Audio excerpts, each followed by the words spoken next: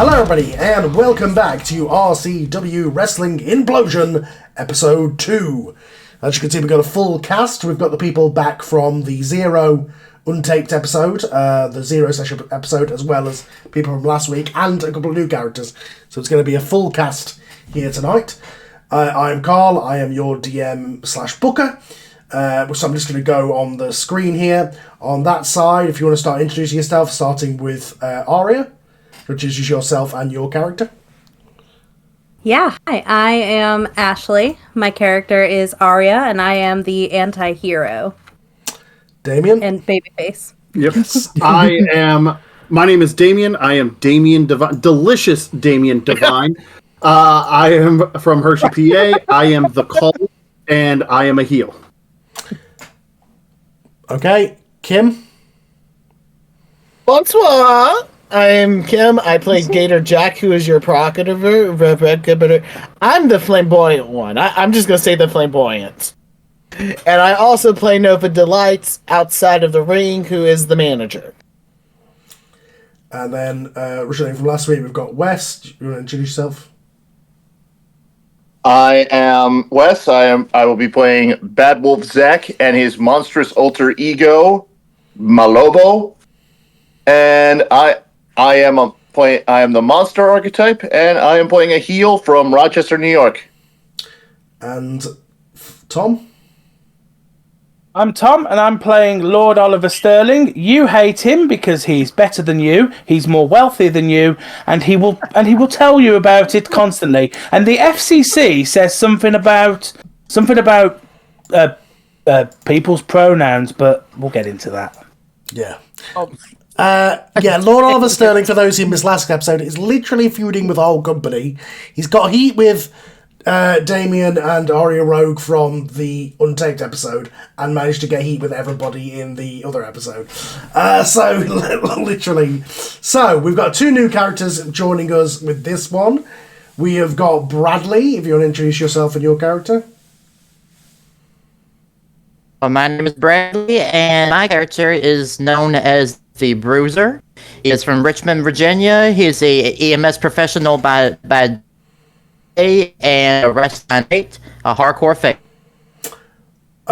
Bradley, your connection's a little choppy, but we got most of it. Bradley's connection is doing what Bradley's connection does. Yeah, it's just... Bradley can hear you. Yes, sorry, I... it out. I got shitty internet. Yeah, we can make out what you're saying anyway. And joining us, we've also got Ross.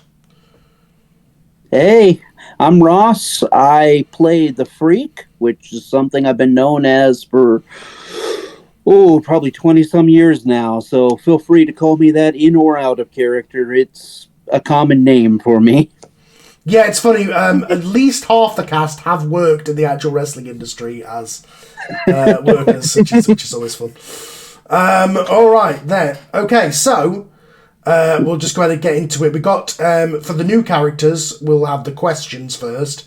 So, Bradley, do you want to ask your questions to see who you've got heat with? Sure, who I got heat with, I'm still new. Yeah, you asked those 3 questions to decide. Or 4 questions. They're on your character sheet.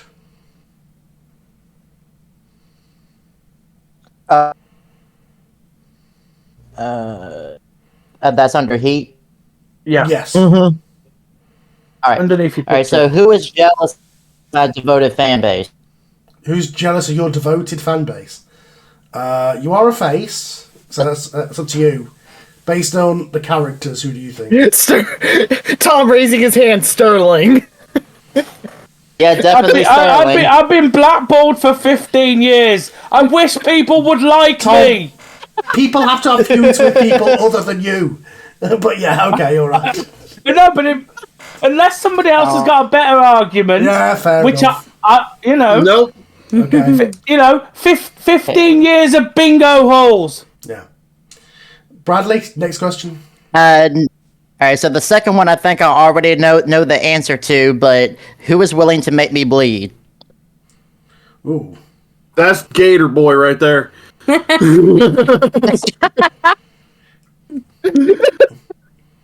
With their backstory, they have caused each other to bleed several times. Okay. Okay. I think Gator So Jack next has a one feud with the is- whole company. He can have heat with anybody. No, He's I have versatile. a feud with. I have a feud with. Tom the has a world. feud with pretty much everybody. Next question. Oh, So for each of these questions, you get +1. who has returned? All right. So who has returned from an injury I gave? An injury. I think that one for both Ross and Bradley should stay blank because they're newcomers. Okay. Yeah.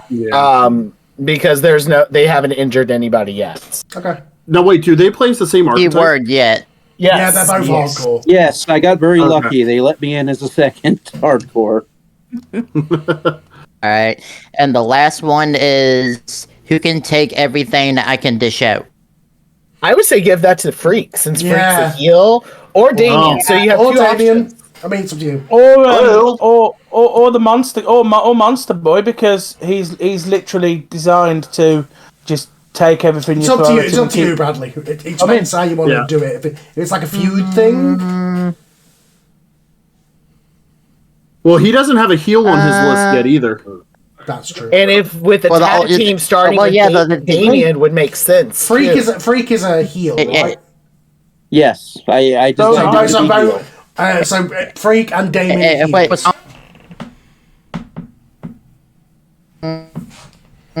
I didn't catch All right. that. I'll start out with Freak then. Okay. Yeah. Okay.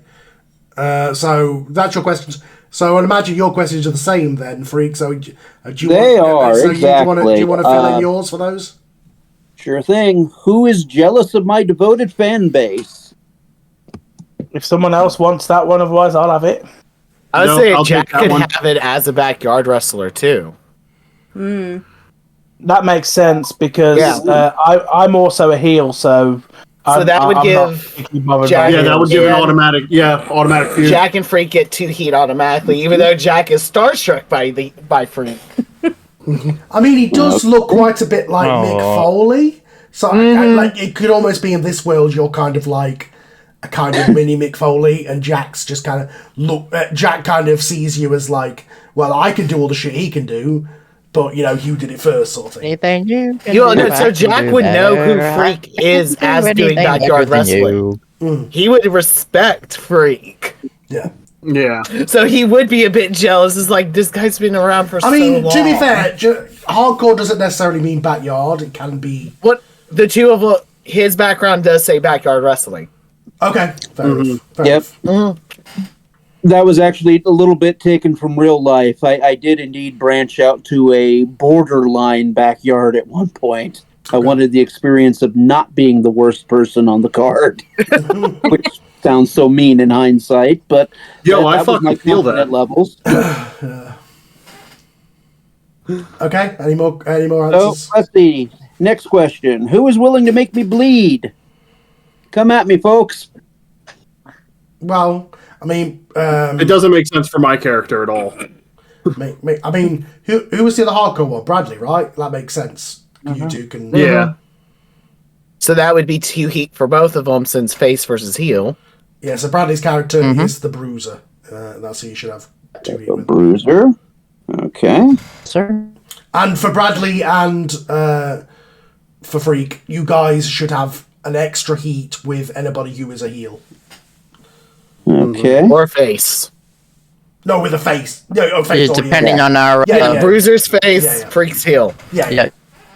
Okay, and then we're skipping the return from injury question, as I understand Yeah. it. So the last one: who can take everything I can dish out? I would say Zach for that. Bad Wolf Zach. Sounds good. He's doing like the no sell Kane thing. Yeah, because the Bad Wolf Zach and him having a hardcore falls count anywhere match. Yeah. That would be the actual definition. I can take everything. Yes. Something's just crossed my mind. I'm reading the bottom of my sheet. If you don't cross paths with somebody in an episode, lose -1 heat. So you've lost. Does that mean I'm dropping heat with Damien and Ash then? Probably, yeah. Although, didn't you redo some questions for that reason? Well, because they weren't on the show last week, Yeah.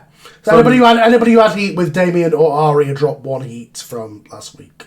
That'll probably be just Jack. I now have no heat with Damien. Okay. Well, I'm still at 3 heat with Damien. Right. Yeah. Well. Yeah. Like exactly why he's on the other side of your newly formed tag team, because you still have some issues to settle from the pre-game show. From me ripping his pants off. Yeah. Which will be resolved as well before match. Let's just do a round of everybody's heat. So I'm going to start there. Aria, what is your current heat with everybody? I have -1 for everything then. Yeah. -1 from everybody. So I guess I have. Well, So no, then if you're a heel, that would cancel out no matter what because you get +1 automatically with heels. Yeah, but she would already have counted. She would already have counted that when she put it down. Yeah. Yeah. All right. So I have +3 with Damien. Mm-hmm. I have +2 with Sterling. I have +1 with Jack for some reason. Just one of the questions, probably. Yeah. Yeah, it's one of the. You really team up. That's what it is. Mm-hmm. Yep. And that's it for now. Yeah, Damien? I have +3 with Aria, +3 with Gator Jack, and +1 with Chief. Okay, for those who missed last week, he is currently out injured due to what happened to him in the Battle Royal. Didn't I hurt him? Yeah, Yes. his hip, yeah. Bradley and Ross, you will not have anybody. Gator Jack, your heat. Aria 0. We have no heat, no beef. Damien 3. Sterling max. Bad Wolf Zach 2. Apollo would be 1 because we dropped with him not being here. Mm-hmm. Freak 2 and Bruiser 1. Okay. So you will lose that one with Apollo after this episode because he is not here this week. Well, no, I was at 2 with him. I already dropped to the 1. Okay. Cool. Yeah. Obviously, Bradley and Ross, you do have heat, but we've just gone over those because it was the answers to the questions. Zach, your heat. It looks like I have 2 with Gator Jack. I, for some reason, had some with Damien and Aria, even though I've never actually. The questions, I think. Yeah, no, probably. Heel and face. Okay, yeah. I think. Okay. Damien's a heel, but. Yeah, but I have one with Apollo. He's now a face. Remember after last week, but. You turned face. Yeah. So I would probably lose the heat with Aria because you are a face now. Oh, yeah, I forgot about that. Cool. Crowd so I turned you got face because they hated your opponent so much. 1 with Damien. I got 2 with Oliver Sterling. Add 1 to that because now you're a babyface and I'm a heel, so we get another 1. No, I was adding 1. Oh, okay. So yeah, I got 2 with Gator Jack, and I guess I got 1. I forgot to write this down, but one of the NPC characters I won, I guess last night. What was her name? The Kendra? China. Oh, Kendra. Yeah. Kendra. I got 1 with Kendra. Okay. Yeah. You because of the match. Yeah. Okay. And Tom. This may take a minute. Right. Well, I've got no heat with Damien. Grab something to read here. Yeah, the Bible probably. I've got no heat with Damien. I've got 1 heat with Aria, which is literally just because the heel face divide. And then I've got 4 heat with Bad Wolf, Apollo, and Gator. I haven't written the new guys on yet, but which one of you is a babyface? Bruiser. So Brad, you won 1 heat with Bruiser, and also drop 1 heat from Apollo because he will not be appearing on this episode. Although actually, he's done a send-in promo. He has done a promo, and I'm pretty sure. And he talks about me, so I think that counts. Yeah, that's fair. It does. Yeah. I think that counts because he slagged me off in that promo. Yeah, you're right. So he's doing his best to keep to the gimmick. Right. Yeah. So finally, with that said, we'll get. I could probably add 1 with the Freak because I'm a babyface and he's a heel. Yeah. Yeah. Okay. So with that said, we will go into sort of the pre-game section. We are backstage at the Memorial Municipal Armory, or whatever I called it last week, where we tape RCW Implosion. And backstage at the locker room, as usual. Apollo is not here this week, so Oliver, you're a little relieved on that one. There are a couple of new faces, which are the Freak and the Bruiser. Some of you may know who they are, some of you may not. I believe Gator Jack, you and Bruiser have a history, so I imagine there's like a reunion here when he walks into the locker room. So we actually discussed how this reunion was going to go. To where Nova and Bruiser actually meet each other at the parking lot. Just to recap for us, how do you two know each other? So Gator Jack and Bruiser right before the pandemic happened, because we realized the timeline would be pandemic era, were a hardcore tag team called the Swamp Boys, and were FCW 2-time tag team champions. The pandemic essentially forced them to split up because Bruiser had to go back to Virginia. Okay. Pretty much. Yeah, that's pretty much how it is. So we're starting in the parking lot then. Go ahead. Yeah, so Nova is out in the parking lot vaping because she is. Because Jack's going to be booking to pitch a match idea, and he will be going to apologize to Damien for ripping his pants off. Mm-hmm. There will be a scene about that. Yeah. But I think it was Bruiser was gonna come in the ambulance. You're driving hang on. You're driving an actual ambulance. Pretty much, yes. An old raggedy one that actually bought. Living the gimmick. Okay. Insert a moment from the Blues Brothers film where they buy an old police car. Okay, so you bought an old ambulance. You pull up in an old ambulance. Yes, I have. An ambulance. Ambulance. You can, as you can tell, I'm really going into my real life persona here for a second. Okay. But I think it was she was gonna get his attention and be like, not only did they go from the swamps of Florida, they found you from the rickety ass roads of the country of Virginia, didn't they? Well, as I live and breathe, Miss Nova. It's gotta been what, 2 or 3 years now? Oh, darling, the pandemic it's ended? been about 4 because I've only been appearing at Jack's matches, which he is here. Oh. Mm-hmm. Jack's actually here. They signed him. He got promoted. He came up. Well, I guess you didn't know that the head has just called you up, and I think it's time for a little reunion. No, I will say a very devilish wicked smile comes across Nova's face because she's like, oh, I can plan and plot this very well with these two. Oh yeah. He's in the locker room. Look for the... And you see her face drop as she has to say this. The curly green hair mullet.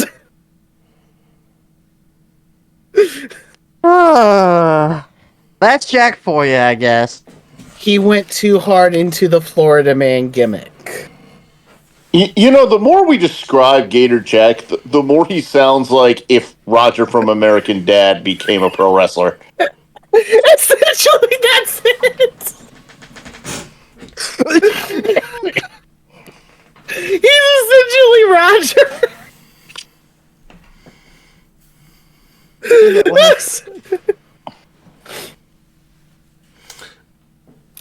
So I imagine you go inside then, Bradley, as you're walking in. At this point, everybody else is sort of arriving and mingling. Ari and Damien, you come in and are immediately called to my office where we have a conversation. I have you there for it to be. Okay, so it's unfortunate, obviously, your flight was cancelled last week, so we had to change a few things around. First of all, Damien, have you got trunks that will not snap this time? I decided to forego the open sides, and I have full trunks now. Fantastic. They're on there. The ass is still out though, like it's still partially out, but Okay. it's not gonna snap. But not all. Not. It's like half, right? Yeah. We're not going full thong. We're going more like bottom cheeks are out though. Okay. Right. Yeah. It just. We had to take the last live stream down from the Battle Royal and re-edit it up with a bit of blurring because some people complained. So I'm just making sure that's not going to happen again. It's all we're trying to be a bit of more of a family show. Despite I will do my best to make sure my trunks stay on this time. Okay. Aria, obviously, with missing the flight last week, you didn't get your title shot. You're going to get it tonight instead. I do have plans to have it as a way of somebody's going to cost you the match and the championship of somebody who's going to feud him with. And I think, given that Jack is currently feuding with Oliver, I think it makes sense to... You've got this kind of feud going on, and I understand that Jack now wants to be in a tag team. So, I mean, it makes sense to have you continue in that feud. So you and Oliver against Jack and Bruiser as a tag feud, and then we could do various combinations of that. So I'm trying to think, Aria, who we could match you up with for your feud. Just looking around the locker room, we need a good heel. I've brought in this new guy called The Freak. Who's very much kind of hardcore stuff, and I know you've done sort of weapons and anti-hero stuff in the past. Oh, yeah. Love that. So, I think we could do a thing with you. So, what I'm probably going to have to do is have some sort of... You're going to do a promo before, and maybe say something in your promo before the match that would annoy Freak. Say something like... I'm not some backyard wrestler, I'm a trained pro wrestler or something like that, and that would get under his skin. Then he's going to come in and then he'll come in and cost you the match. Love that. I'm in. Okay. I'll obviously inform you of that. Obviously for the audience, if you don't want... We are not going to reveal all the results, but as part of this backstage stuff, we're going to have the booking meeting, so if you do want to skip to the actual card, so you're not supporting anything, that's fair enough, it's just part of the roleplay elements. Okay, so any more questions from you guys about last week, or... I can still tan in the bathroom, right? Oh my god. What? I gotta look good. I gotta... Can you not do it at home? No. The whole bathroom's orange. Well, listen, I gotta get my tan. Oh my god. Okay. That was sorted. In fact...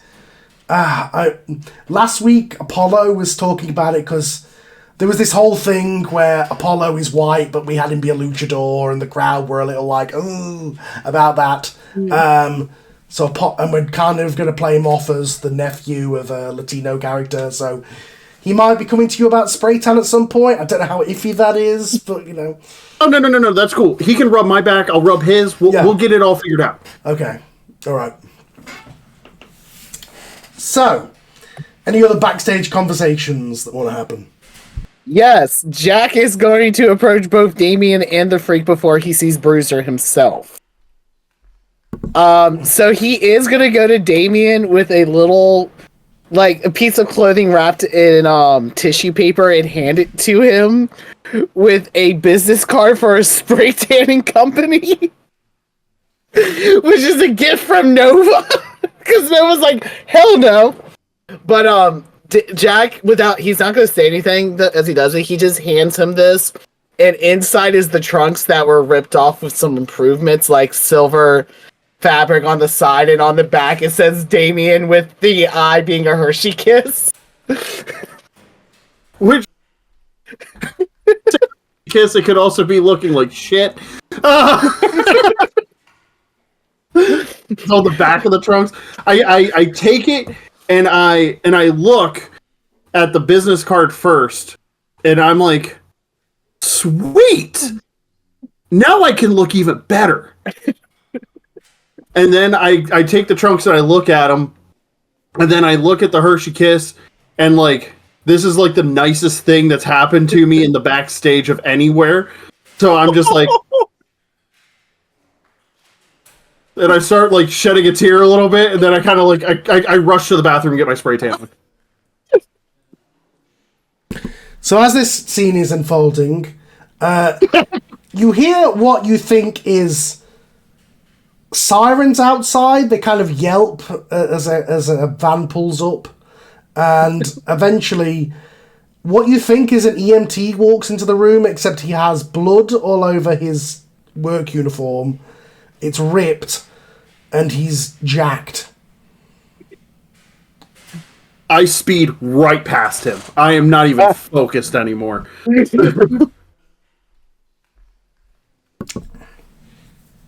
So I would say once Jack realizes who it is, it's a Damien versus Jack situation of who's getting to Bruiser first.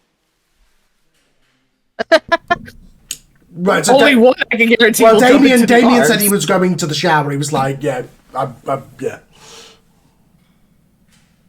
It's handshake and out. Right. Nice to meet you. Nice to meet you. Gone. Yeah, okay. And then right behind you approaches Jack towards Bruiser. As he literally runs and jumps into Bruiser's arms. It's essentially like Jake Peralta's like, I know Terry's gonna catch me at any time. But no, Jack just runs up and jumps into Bruiser's arms. And at that point, Bruiser's just gonna stand there with his arms crossed, and literally just lets Jack fall right on his ass, and he looks down at him and he's like, "You still haven't changed at all." Nah. And Jack is sitting there with the biggest, goofiest smile anyone in the locker room has seen. At this point, I just offer my hand to him and to help him up, and I look at him in his eyes, and I'm like, you know what? The higher ups called your boy in, and at the time we reformed that tag team that we had. Jack's smile gets even bigger, and if anyone can see his face outside of Bruiser, there's like that twinge of feralness that appears in his face. And Jack's just like, Wow. Swamp Boy reunion.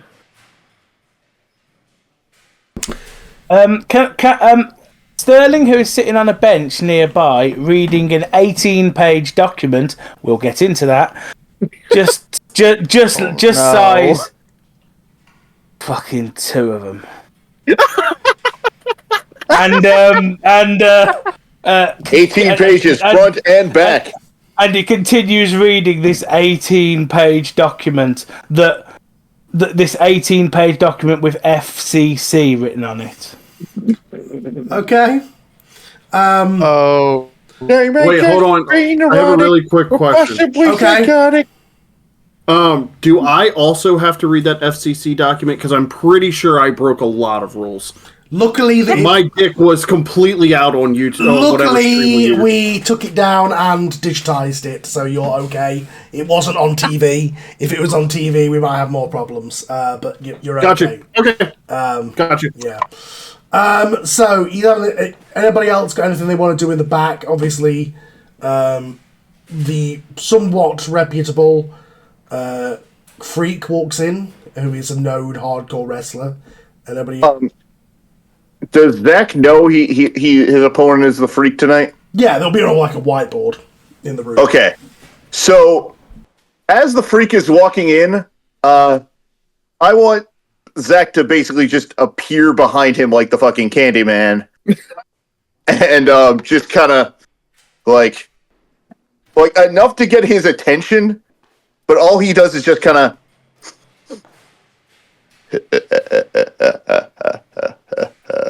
and then walks away.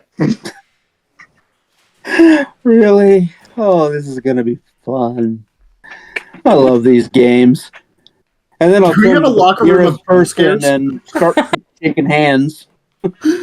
I will say, when Jack realizes who you are, you just see him stiffen up, and he just like puts his hand out. It's like, holy fuck, you're the Freak. Yeah, that's what they call me. How you doing? But I'm Gator Jack. You were there when I made my debut at Raging Zach's charity backyard fundraiser. You were main carding that match. I was just being a jobber fill-in for Raging Cage, but I saw that he just starts rambling about this match to you because he's just starstruck. Several times I open my mouth trying to get a word in, and eventually I finally say, "Hey, look how far you've come, though." I was scouting. I saw last week you were the guy with the banana, right? Yeah, I was. That was awesome. That was funny. Playing with people surprised like that was amazing. I will say probably at this point Nova does come in and sees Jack is just like in a rambling fanboy mode. She'll come up, put her hands on him, look at Freak and go, because she will know who Freak is because of this as well. He's like, I pardon, he doesn't get to meet a lot of the guys back in the backyard scene. We both look forward to working with you. And she turns him's like, come on, we're gonna go get you dressed for your match. Come on. Like Jack just wants to keep talking to the Freak, and Nova's just being the mother's like, nope, come on, you and your brother are going to have a match, let's go. Oh, it's going to be fun to throw that kid through something.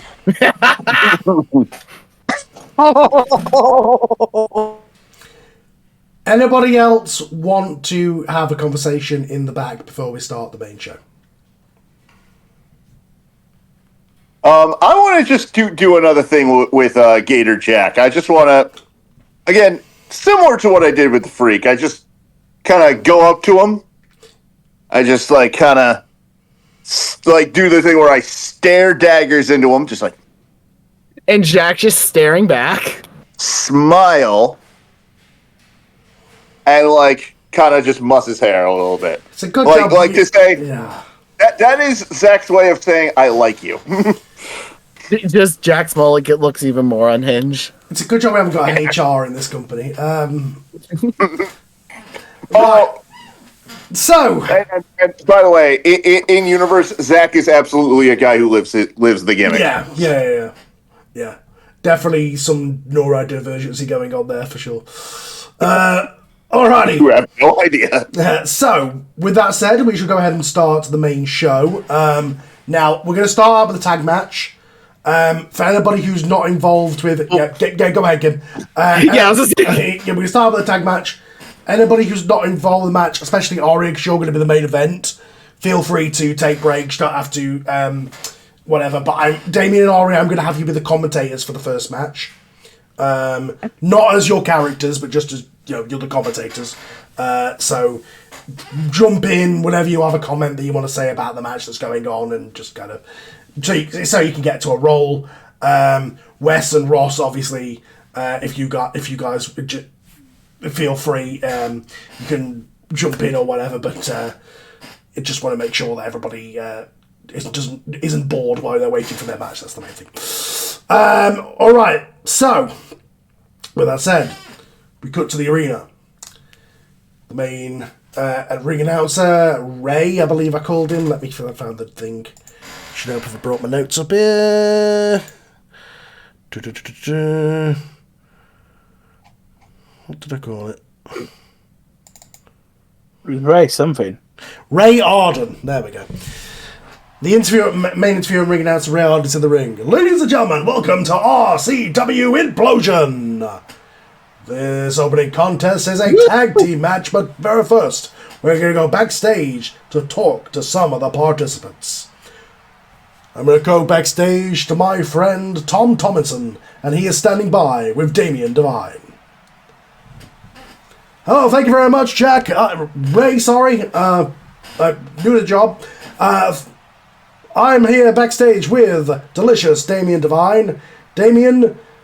obviously, there's been these issues between Gator Jack and Oliver Sterling, but you have some issues with Gator Jack due to a costume mishap that happened in the Battle Royal a couple of weeks ago.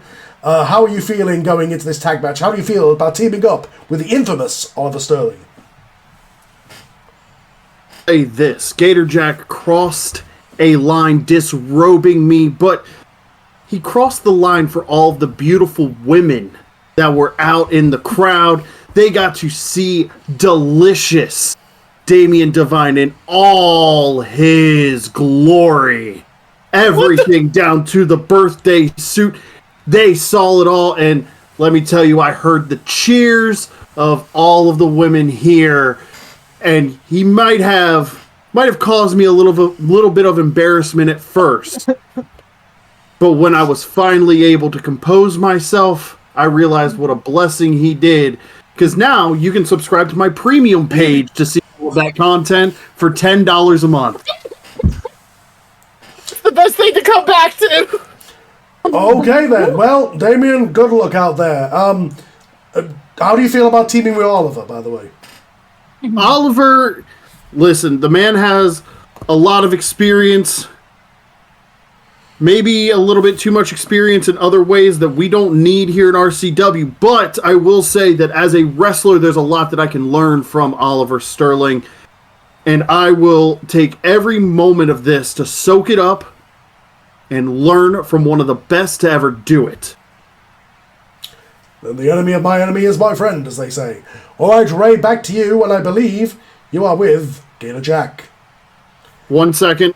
I have a thing for reputation. Yep. So it's my first time that I'm on camera. I roll plus real to see if people have heard of me. Okay, go on. Roll 2d6 plus real. That is an 8 plus 8 minus 1, so it's a 7. That's still a success. Yeah. So I get to pick one. I either gain momentum equal to my starting momentum, I add a stipulation to any match, or I gain +1 heat with my opponent. Stipulation, please. I'm going to add momentum. Yeah. I'm going to start with 2 plus So you start with 2 momentum. That means that you can do advanced moves at the start, basically, as soon as you get into the match. Okay. So, also roll me 2d6 on luck for your promo. That is a flat 8. Okay. Yeah, you definitely, the crowd are definitely into your promo. Not enough to gain any audience, but enough to that they're hyped for the match. Okay. So then Ray is with Gator Jack. I'm here with Gator Jack and his new partner, the Butcher, the Bruiser, sorry. I'm getting used to the new name. You apparently were a team in the past. I'll go to you first, Butcher. How do you feel about making your debut here in RCW and teaming up with Gator Jack against Oliver Sterling and Damien Delicious Damien Divine? Well, you can say this is a momentous occasion. Definitely good to see some familiar faces around here. As soon as he says that, he looks over at a Gator and a Nova.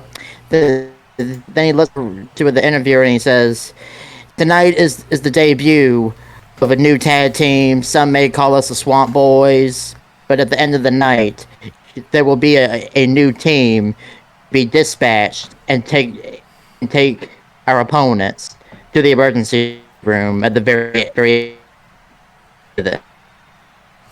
Do you want to say that last bit again, Bradley, because your internet cut out? Basically what I said was that at the very end of the night, everybody will know that there's a very new team to load into the back of the ambulance to take them to the hospital at the very end. All right, Gator Jack, what about you? I will say before Jack speaks, like off camera, someone can see like Nova pulls out a pen and paper. She starts writing down some ideas for this. Planting the seeds. Jack's just he's incredibly happy and excited, and everyone can tell. He's like, Bruce is right. Tonight, it may be a Swamp Boys reunion, but you never know what's going to come out at the end. Because there's a reason why we were 2-time FCW Tag Team Champions. And sadly enough, Sterling and Damien are going to find out why. Okay, both of you roll 2d6 on luck for me.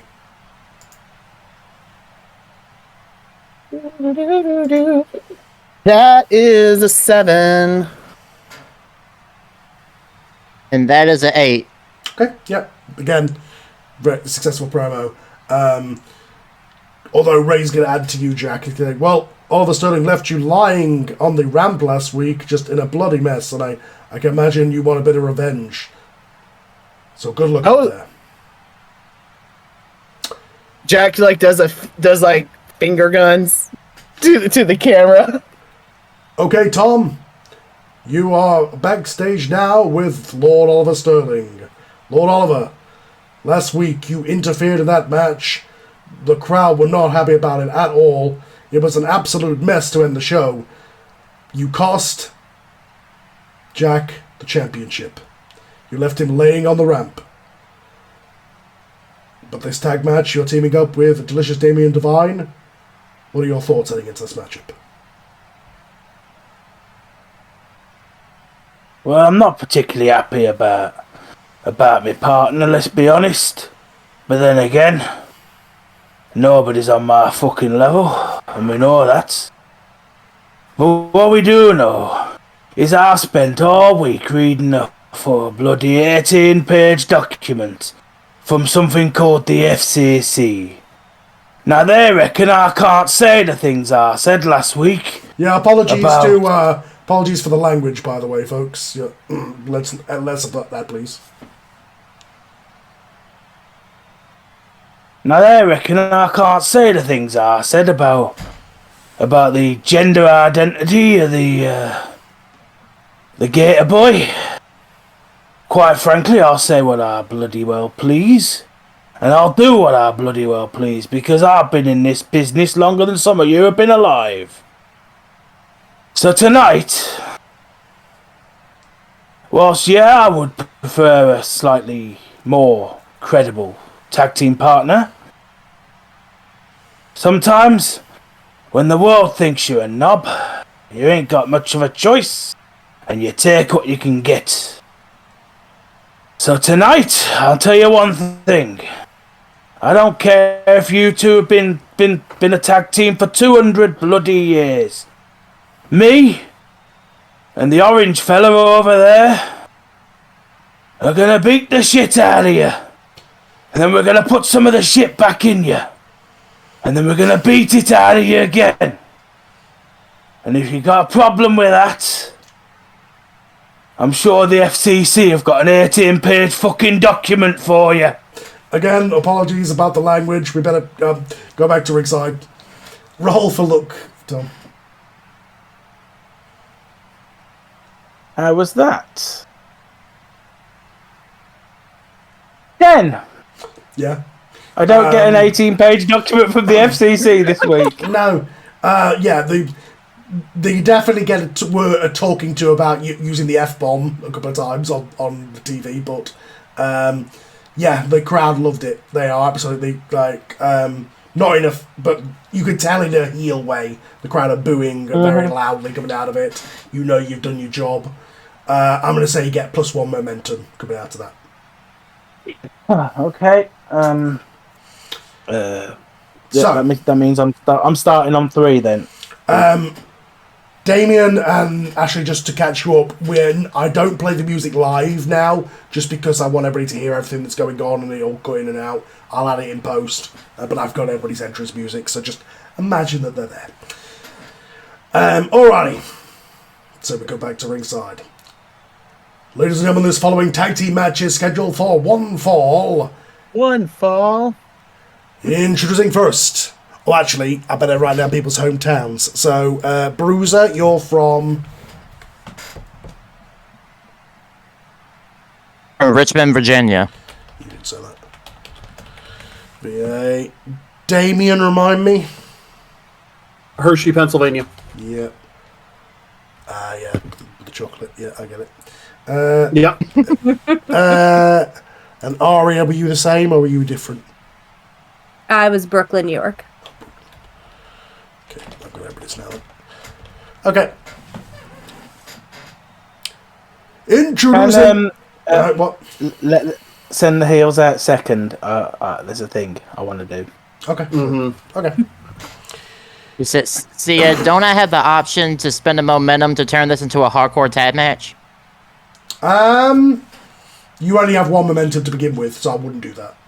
You only have if you don't spend that momentum, you won't have any momentum for the match because you always start at. Alright, then I'll just save it then. Yeah. Damn. Alright, I'll just save it. It would have been good, but oh well. I'm sure we'll build up to that. Okay. Nah. All right. Good talking. Ladies and gentlemen, the following tag team contest is scheduled for one fall. Instantly first, making his debut in RCW from Richmond, Virginia, he is the hardcore medic, the Bruiser. So literally, the lights turn out. Nobody can see anything.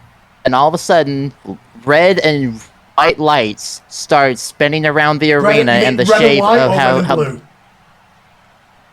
Red and white. Oh, ambulance, yeah. Okay. Yep, ambulance, red and white.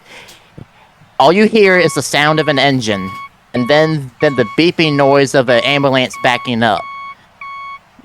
Larry backs up into the building, stops at the entrance ramp, and that's when the music hits. The back door opens. Bruiser steps out with the bloody jacket and the crooked hat. Has the broken stethoscope around him. Larry is carrying a medical bag in one hand and the cardiac monitor in the other hand as he slowly makes his way into the arena. Yeah, so you have the medical gear on, but it's all disheveled, got blood all over it, that kind of thing. Yep. You slide into the ring. Anything you do in the ring? Yep. Only thing I do in the ring is just take this off and just hold it up in the air to get a pop. That's it. The crowd are like, yeah, cool entrance, yeah. Alrighty.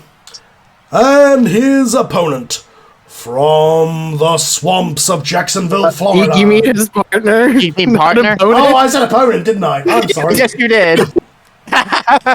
This is how you know it's an indie fed, damn it. Yeah. Here's your sound. Let me get that right.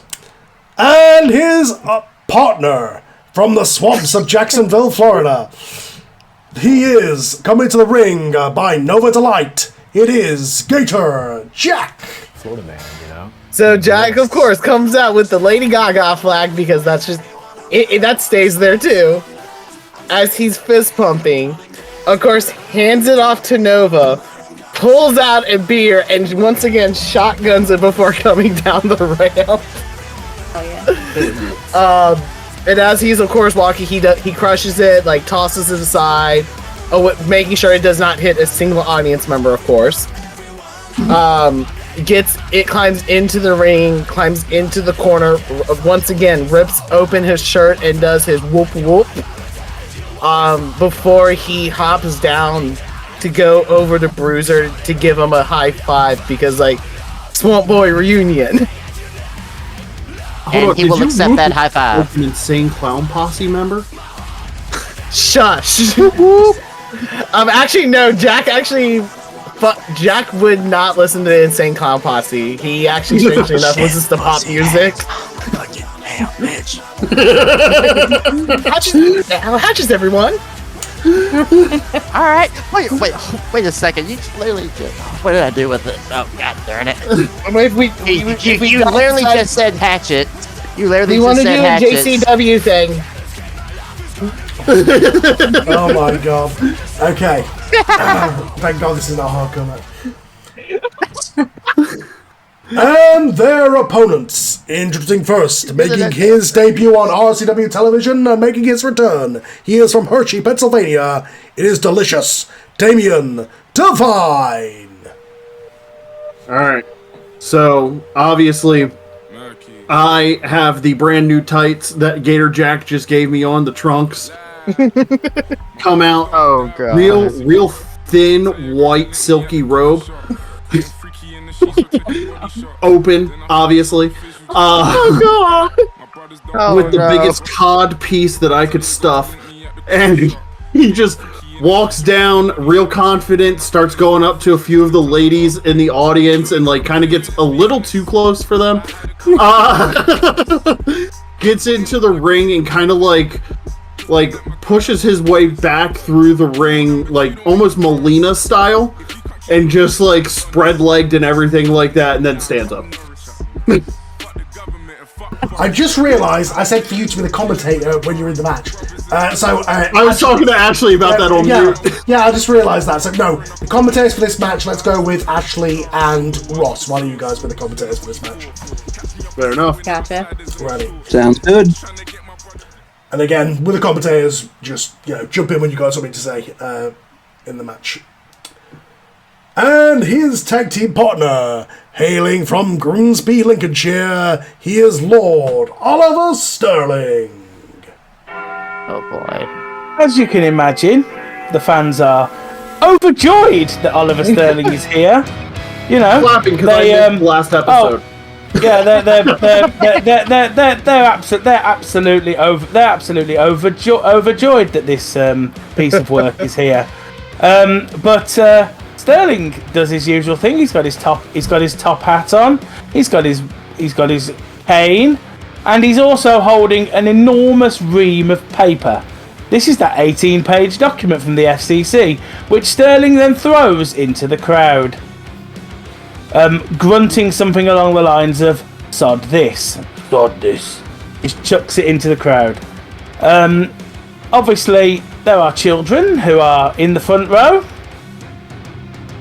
Sterling does nothing to the children this time.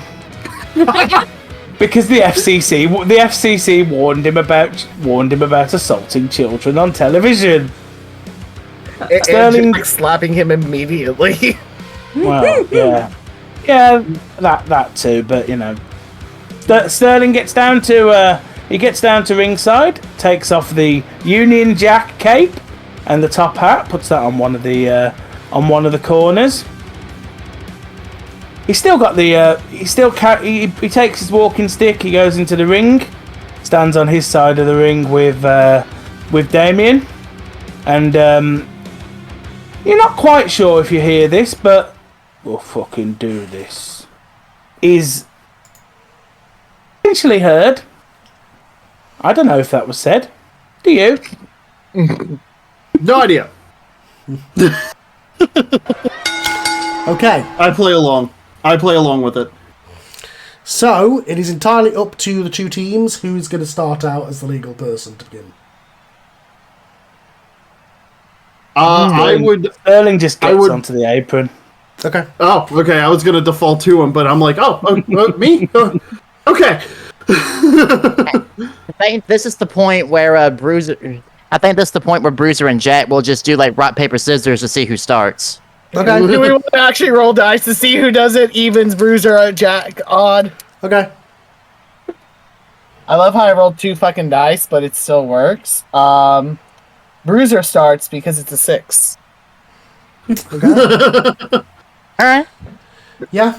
I mean, this works story-wise, too, for Damien, for the eventual Sterling and Jack in the ring. So I will roll to see. So, okay. Again, somehow it keeps happening. Jack, you are starting control. You mean Bruiser starting control? Bruiser, sorry. Okay. So, Bruiser, the bell rings. You are across the ring from Delicious Damien Divine. You are in control. Alright. So it's going to start out with a simple collar elbow tie-up. Gonna try to bounce off the ring ropes and hit a shoulder tackle.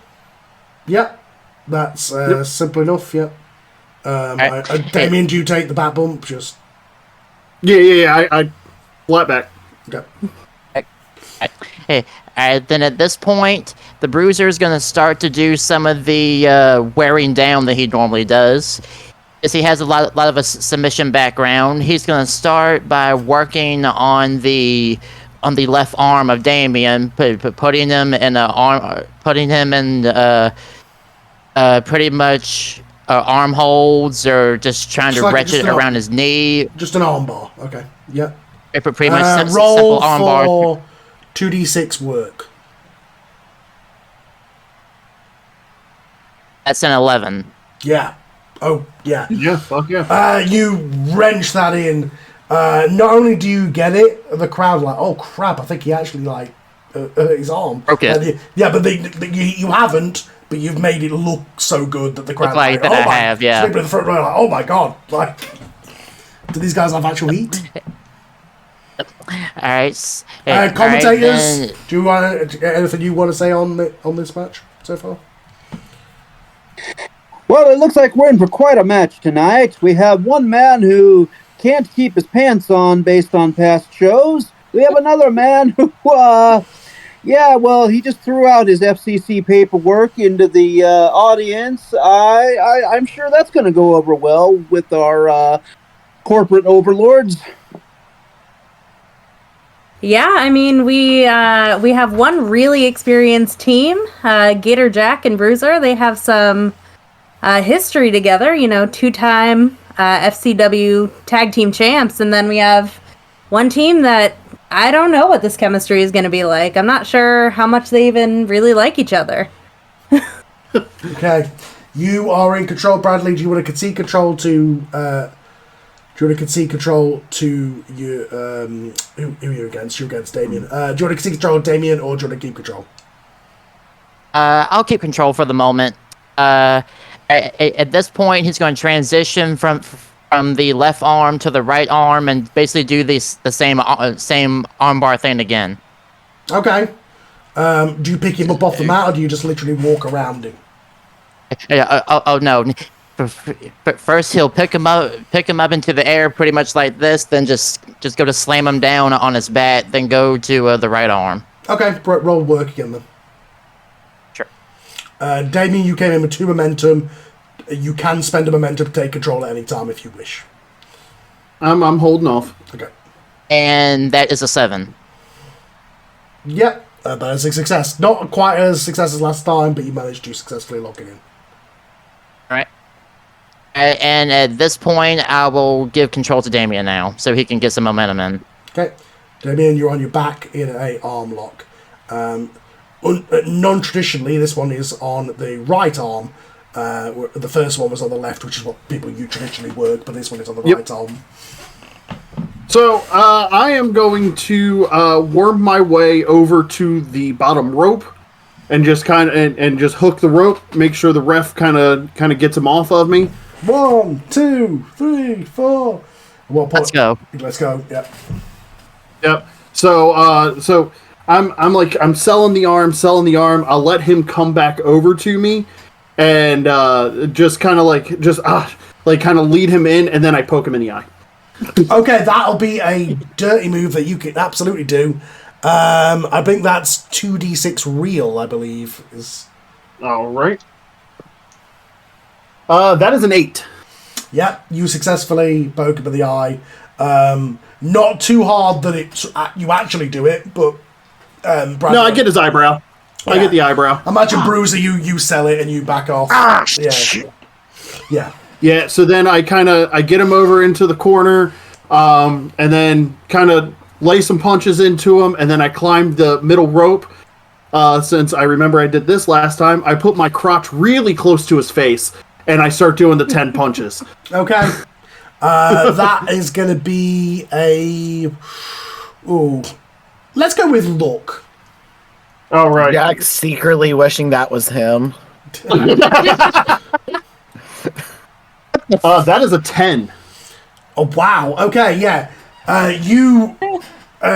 Bradley, you can spend a 1 to interrupt a counter if you wish, but again, you only got 1 momentum, so it's up to you.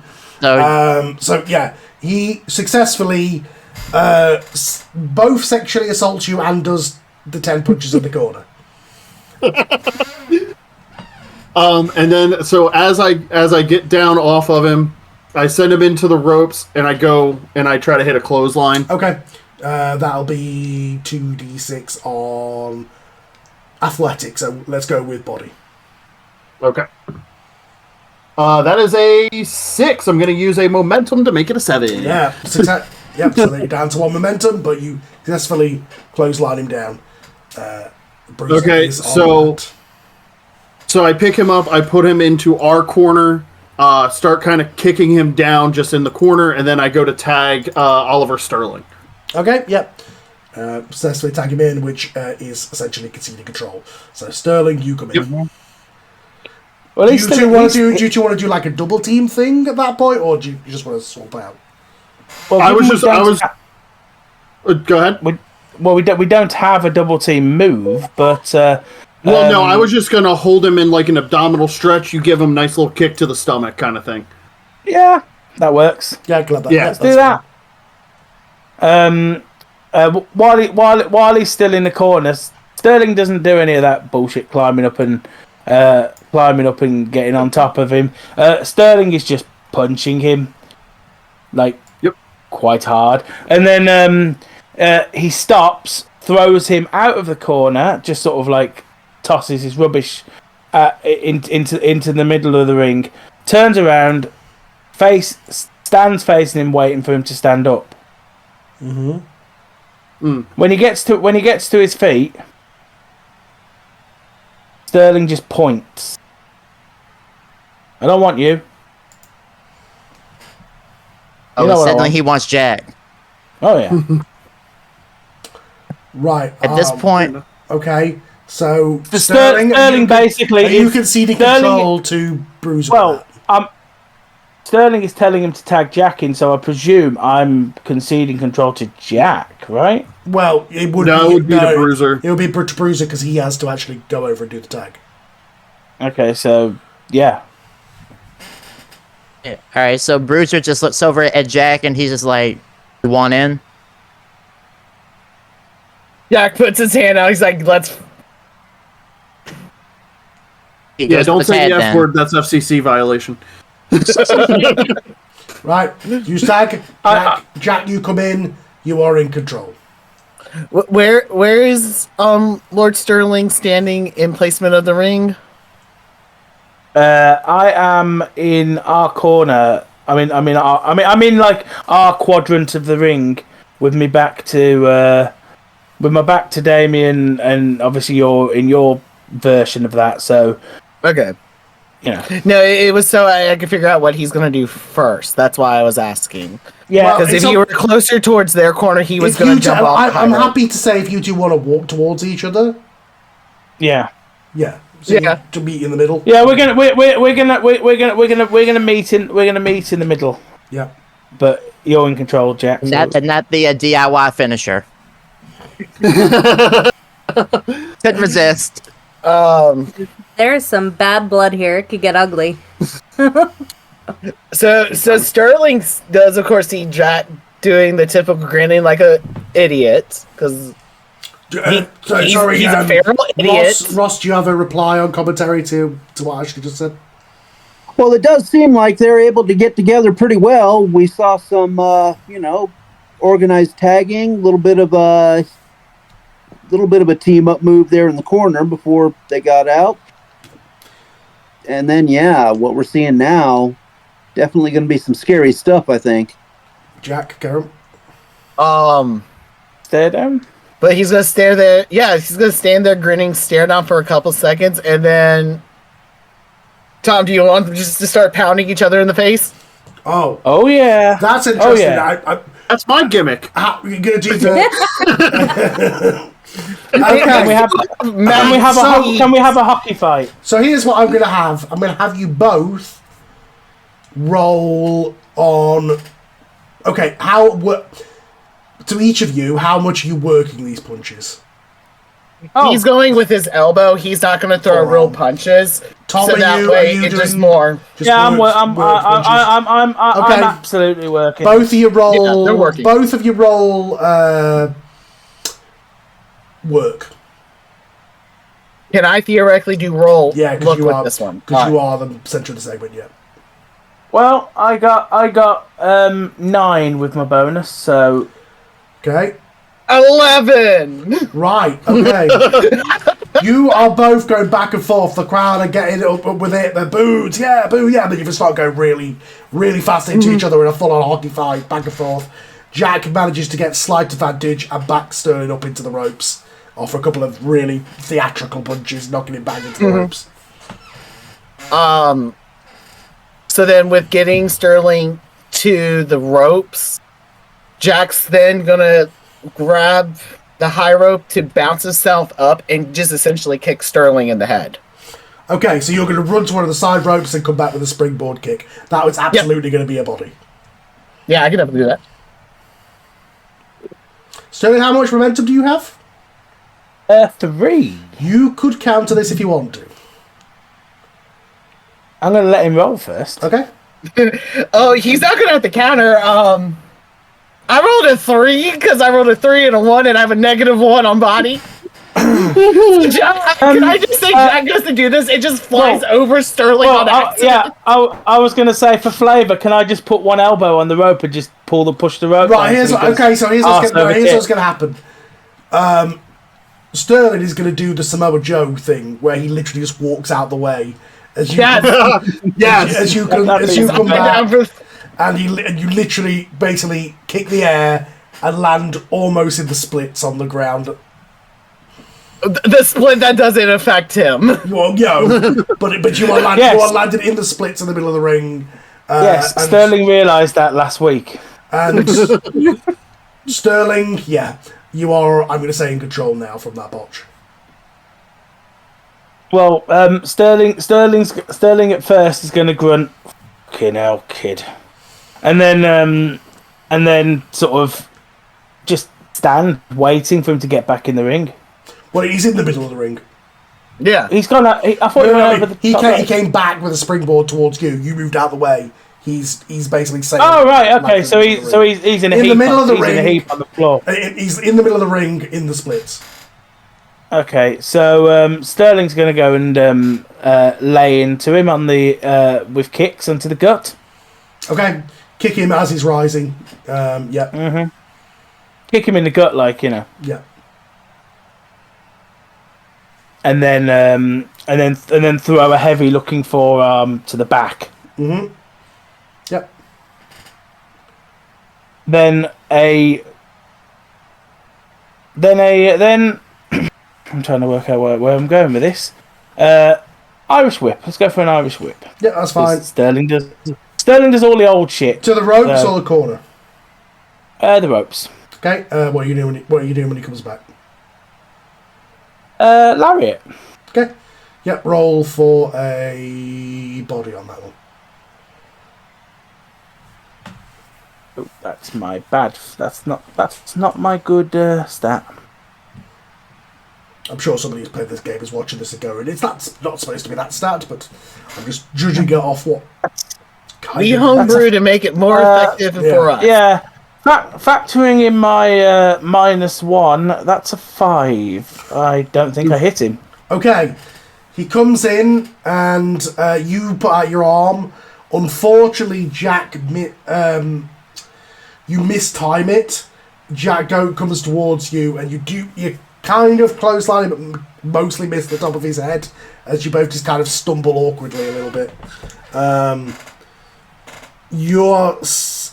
Since we're went with the botch concedes control rule last time, I'm going to do it again here. Jack, you're in control now. Mm-hmm. Basically, you just kind of awkwardly fell into each other. It looks a bit rough. It does cool the crowd a little bit. So at this point, we're probably like more back to back to each other because of the mess. You kind of went under his arm and you just kind of awkwardly stumbled a little bit. I'm gonna kick his ass, like literally kick his ass. Okay, yeah, that's fine. You can do that. Yeah, like he's just gonna be like, okay, I'm just gonna kick him in the ass. Yeah, that gets the crowd back into it, cheering for you. Absolutely. Then he'll like elbow towards the top of the shoulder. Yeah. And then he's gonna want to Irish whip him into the corner. Your corner? Yes. Yeah, your corner. Yeah. He's gonna kind of signal to Bruiser like hold him, so he can come running and essentially like phenomenal forearm, if that makes sense. Like running, jump, and then forearm Sterling in the corner. Okay, that's. I'm gonna use a momentum to at least try to pull his partner in the way of that shot. Oh, well, his partner's on the out. His partner, Bruiser, he's on the outside on the apron. That would be difficult. Yeah, but he's sort of. I'm picturing he's sort of doing this to Sterling, right? Yeah. So if Sterling reaches, Damien's got it. If I reach down and grab his neck, and then forward, okay, he sort of suspending momentum. You successfully do that. Jack flies in. You pull Bruiser in front of you, and essentially what happens is Jack sort of stinger splashes Bruiser, and you do get hit a little bit, but Bruiser takes most of it and falls into the middle of the ring. Both Jack and Bruiser are down. Tom is in control. Oh, sorry, Sterling.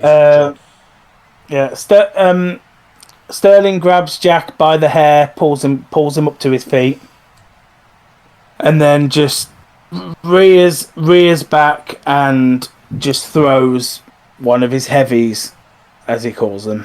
Okay, like a real full-on punch. Okay, roll real for me for that one then. That's that. Okay.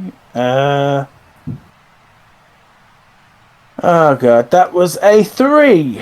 I don't have a modifier, so You have 2 momentum, but it would still only make it 5, which would also be a botch. Right, yeah, so I'm not gonna work. You throw it. I botched that. You throw it, but unfortunately, Jack doesn't really see what you're doing, and it's kind of mistimed, and you do miss him by a noticeable foot with it, and Jack does not sell it because of that. And yep, I throw an evil Uno punch. yeah,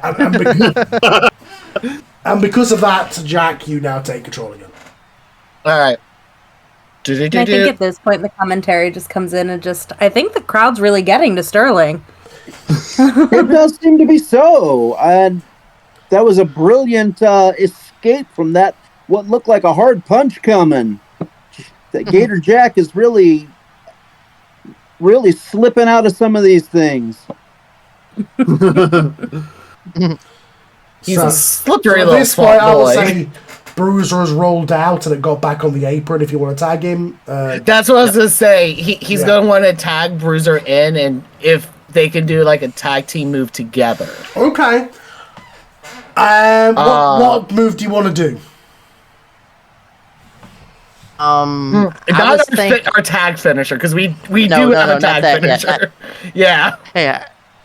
I was thinking more along the lines like I would go for like a power slam and then lift Jack up and like it's kind of like how Batista and Rey Mysterio would do their moves. Like Batista would slam somebody, then lift Rey up and just drop him down on him.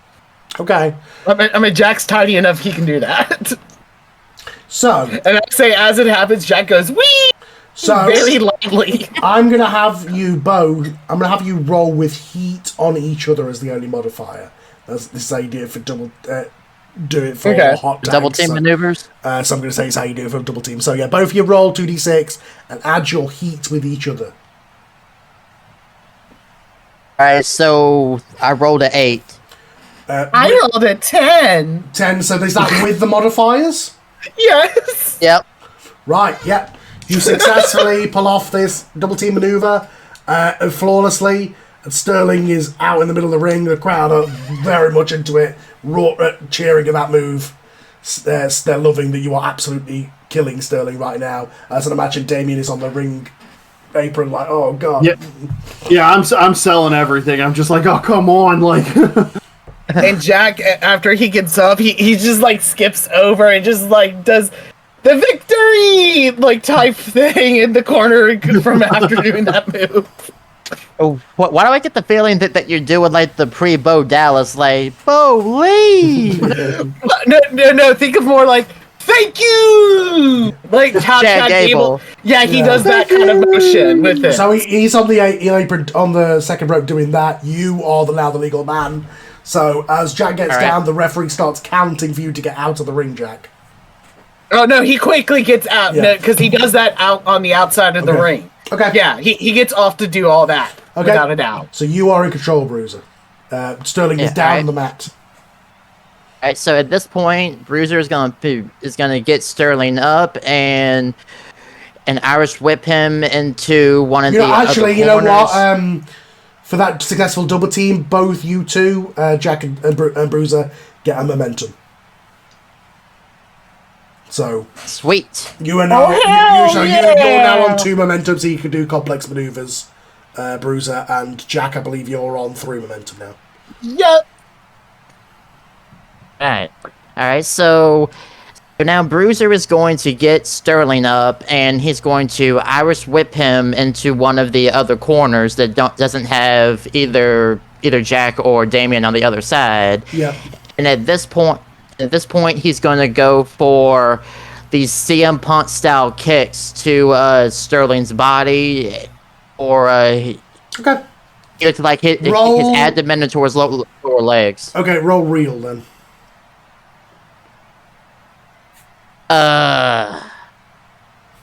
That's a 2. Right, you go for these kicks. They don't look very convincing. Some of the crowd start booing a little bit. That they're unconvincing. Uh-oh. And in that moment, Sterling takes control because he's like, "God damn it!" You know, there's like, "I've got to save this" sort of thing. I'd imagine. So Sterling, you're getting hit with these. I will say, like, I am like begging to get into this match at this point. Yeah. Sterling, you are getting these kicks. They're really pathetic looking kicks, and you take control. What are you doing? You're in the corner.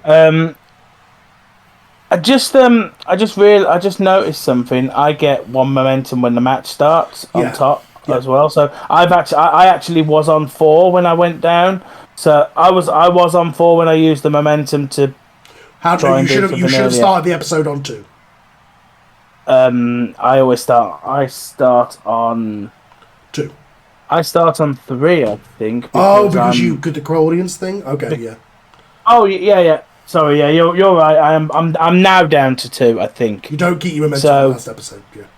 No, I'm now down to 2. Yeah. Because of Ring General. Anyway, so I'm gonna sort of the old walking brawl thing that we've seen. You can see in the corner. The head. Damien is holding out his hand going.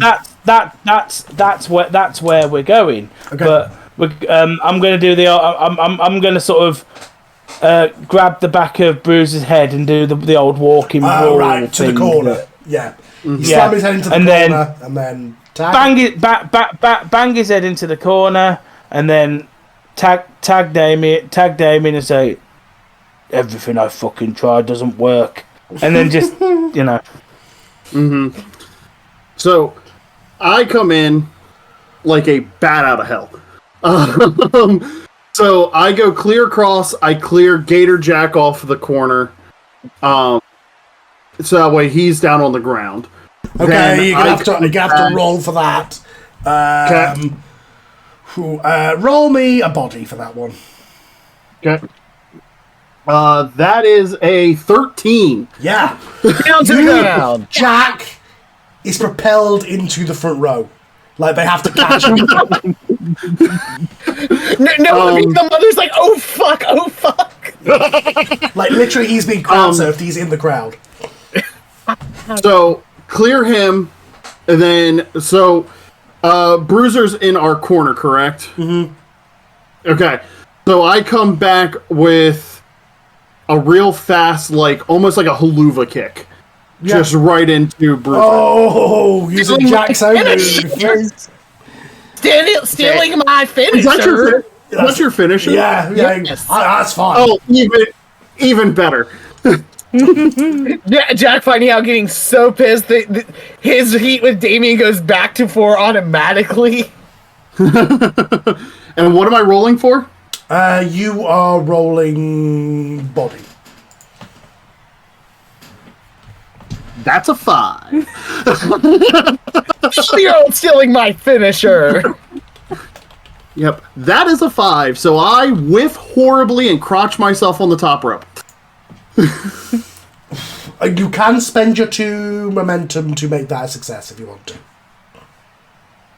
Sounds good. I will then do that. I'll use 2 momentum. So you are on 0 momentum, but you successfully pulled that move off. Yeah. Yeah. So I do that, and then I go right for a pin after that because nobody's pinned anybody yet. No. Go down for the count. 1, 2. Kick out at 2. Yep. I sell it like Ruby Soho because holy crap. So then I'll pick up Bruiser, and I will Irish whip him into the ropes, and I will follow him in with a knee, almost like a kitchen sink, so he kind of goes up over the knee. Yeah. Okay. Yeah, do that with a body. Okay. Well, that's a 4. You do it. You put your knee up. However, unfortunately, Bruiser does not realise what you're going for and sort of ducks his head down for a back body drop, and you knee him in the head. It looks a little... Hard way?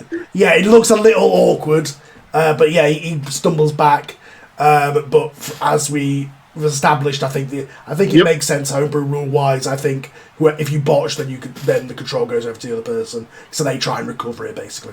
So Bruiser, you're now in control. You stumble back after getting kicked to the head awkwardly. Alright, so he just stumbles back. He's like, "Oh, son of a gun!"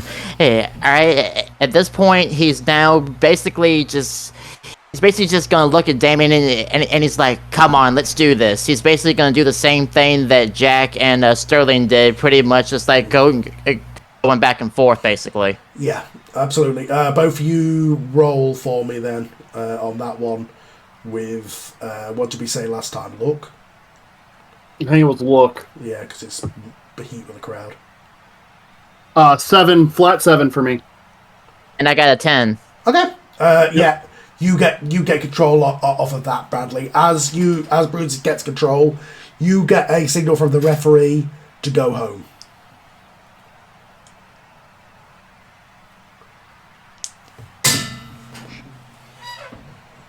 Sorry. Wait, what do you mean by go home? Like Go home. That's what Finish. Yeah, go home means Finish match. Okay. Yeah. I got confused and then the dead silence. I was like, wait, yeah, that's what threw me off. happened? That's what threw me off. All right, so at this point, he is going to Irish whip Damien into his corner that Jack is in, and they're going to go for their tag finisher. Okay. Do I need to explain it? Yes, go ahead.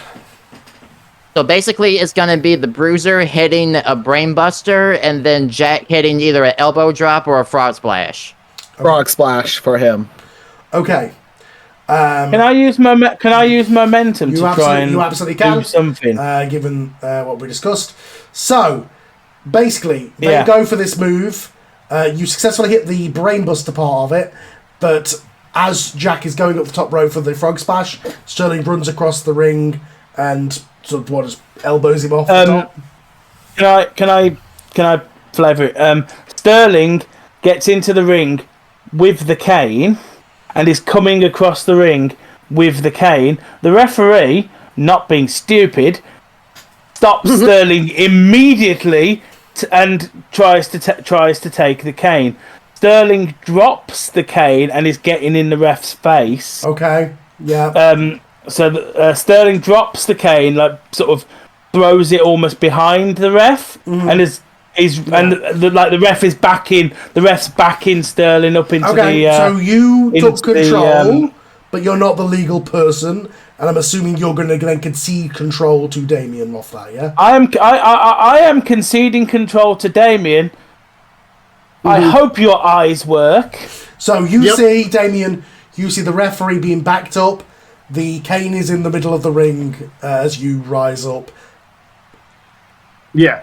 So the legal man is Jack.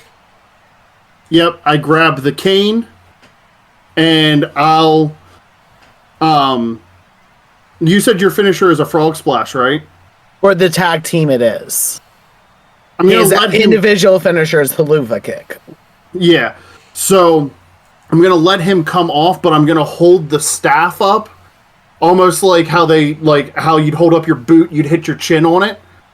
So I'm going to do that, hold the staff up, he hits his chin, and then I'm going to small package him.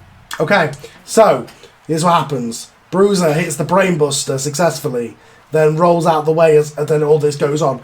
As the referee is backing off Sterling, Bruiser gets distracted with that and then goes after Sterling to try and get him out of the ring as well. So there's a whole cluster going on with the referee and Sterling and Bruiser on that side of the ring. Then for the second part of the finisher, Jack comes off the top. You put the thing up, bang, he goes off it, and then you roll him up.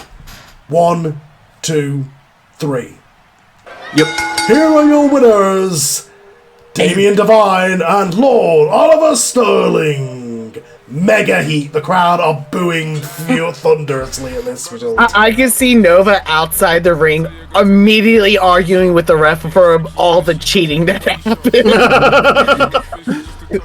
I can literally see Nova acting like a Ric Flair, ripping the jacket off, throwing it down, just doing the temper she tantrum wouldn't thing. whip off her jacket. She I hope not. She's in a cocktail random dress. stuff and start throwing it. I hope not. She's in a cocktail dress. I hope she doesn't take anything. I was gonna say no jackets there. We don't need another incident for She's not wearing her business power suit at the moment. Yeah.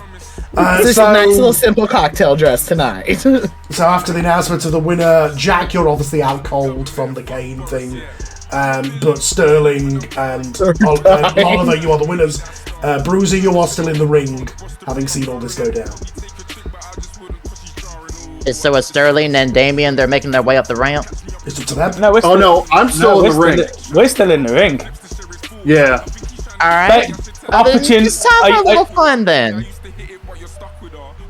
Alright, at this point, the medical bag opens up. Let's just say he pulls out a couple of scalpels and a couple of syringes, and he's literally going to chase them out of the ring, threatening to stab them with them. The syringes I'm taking off. Have the syringes got stuff in? I mean, it's just like a clear liquid like that. It's just like probably safe. Pretty much like water, like normal saline. Yeah, saline. Okay. Yeah. So yeah, Damien, you seeing this go? Oh God! And run out the ring. I hightail it. Your music is playing. So you're winning, but you're running like a scolded dog. Yep. Sterling, what are you doing? It's just, as soon as Damien runs out, Bruiser really quickly rolls out of the ring, gets out the AED pads from the defibrillator that he has, and he goes after Sterling. This is a true freaking death match. Sterling, you see... You get zapped, motherfucker! Sterling, you see a crazed medic coming at you with a defibrillator. Yeah, part of me wants to fight him, but I know the time will come. So I. By the way, it's charged to 350 joules. Yeah, so I'm gonna back out. I'm gonna back out the ring and take a mental note to talk to the booker about insane people.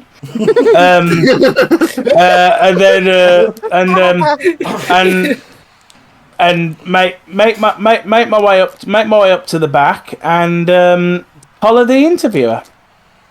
Okay, you want to go up over? All right. Yeah, I'm going to grab Damien first as we get there, and we're going to collar the interviewer. Gentlemen, gentlemen, you won that match, but you are running from the ring. It looks like the Bruiser is really out to, do the opposite of medical care. But what have you got to say? Well, quite frankly, I came here to wrestle, and I did that. See, I didn't cheat. It was your cane that was used, though.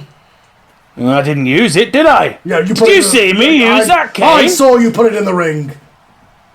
Opportunity isn't cheating, okay? Opportunity just means that you had the guts to take victory from the claws of defeat. And that's exactly what we did. That lunatic out there's something that needs to be done about this Bruiser man, because he's chasing us with syringes, scalpels, all that kind of stuff. Somebody's going to die. And that means the FCC is going to really shut this company down over all that. There ain't nothing that he's doing no.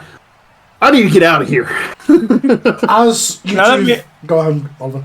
Now let me just make it clear. Let me make it clear that mentalists like that, there's one place for mentalists like that. Mentalists like that are supposed to be in fucking sanitariums. And I know we're not allowed to call them sanitariums anymore because of the things they used to do to people in sanitariums. But he should be in a bloody sanitarium. And I'm going to do anything I can to put him in a sanitarium. So you keep your toys and you keep them to your filthy little backyard wrestling matches. Here in RCW, we wrestle like proper wrestlers. As you say Proper this, wrestlers. the bruiser bursts through the curtain with the defibrillator. Yeah. Everyone Pretty going. Damien's already pissed. Damien's already buggered off. Sterling's just gonna stop talking and throw the interviewer into the bruiser because now he's just assaulted a salaried man. We're committing manslaughter, guys. At this point, I'm going to try to say Nova is I also. want to try to. Can I just say I'm going to want to try to stop myself at this point? Yeah, okay. I'm gonna have you roll real to see if you do. I was gonna say, what if Nova comes and stops him from actually killing Sterling? And can it's say like, one save it for the assist, ring, right? save it for the ring. Okay, what did you roll? I just got an 11. Okay. Oh, okay. So what happens? You go to do it. You see that it's Ray, and go, "Oh, whoa, whoa, whoa, whoa, whoa, whoa!" But because you successfully did that so well, what's going to happen is Nova's going to come through the curtain, helping Jack. See you doing this, and she is going to, "Hey, no, no! What are you doing?" Like, unplugs the defibrillator and like yells at you, basically. Mother is mothering.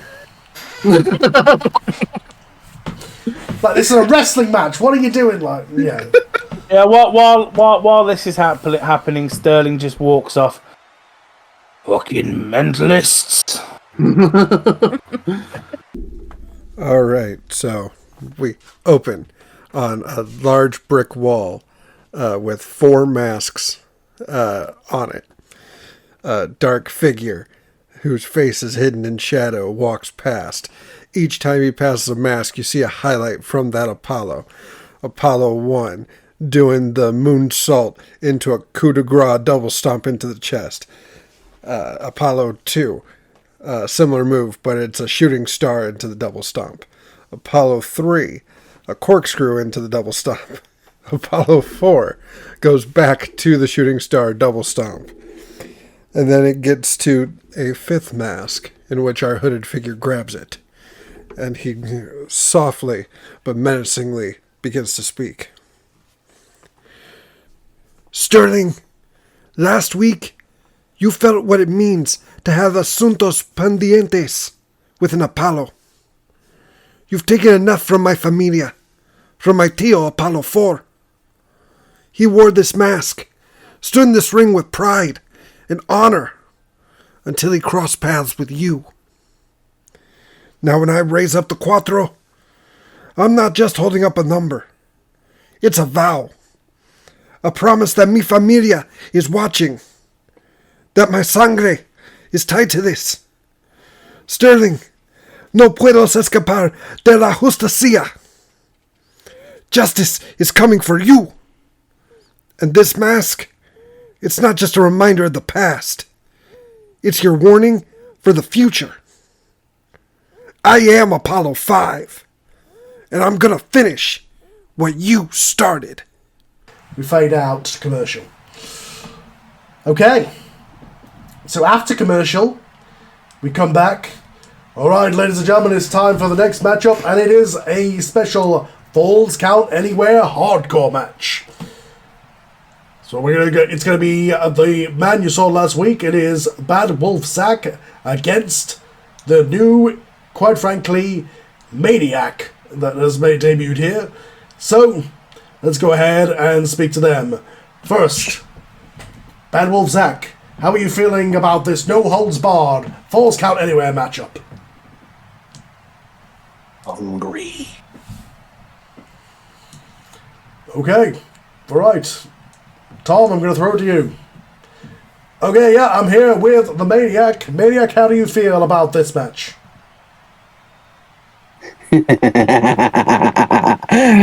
Oh, usually it's Madman, but I like Maniac. Good for a new start. Oh, I apologize. I'm going to use these new names. It's good. Since the dawn of time, since the dawn of humanity, we have been warned with myths and stories of wolves. We have been taught to fear them because they are quite powerful. In Norse mythology, the All-Father Odin even feared a wolf. Now, admittedly, it was the biggest wolf ever, which still could compare. Now, myth and wisdom and even gods fear people like Bad Wolf. I know this in my head.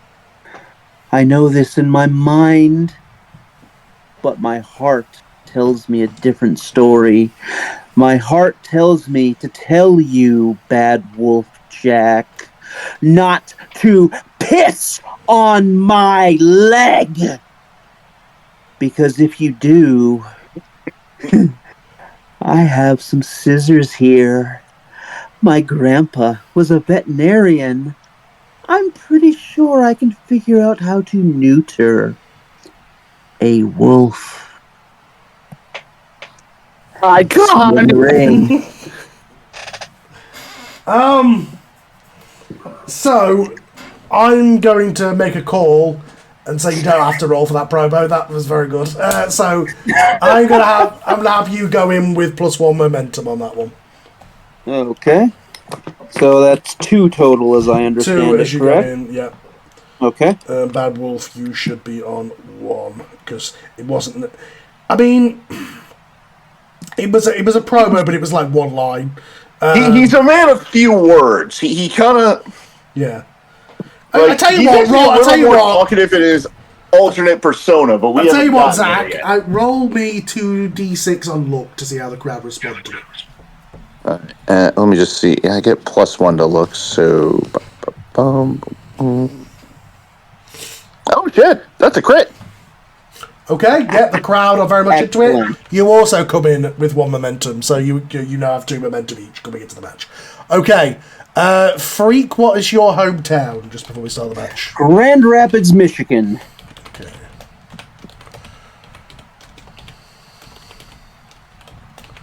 Okay. Okay.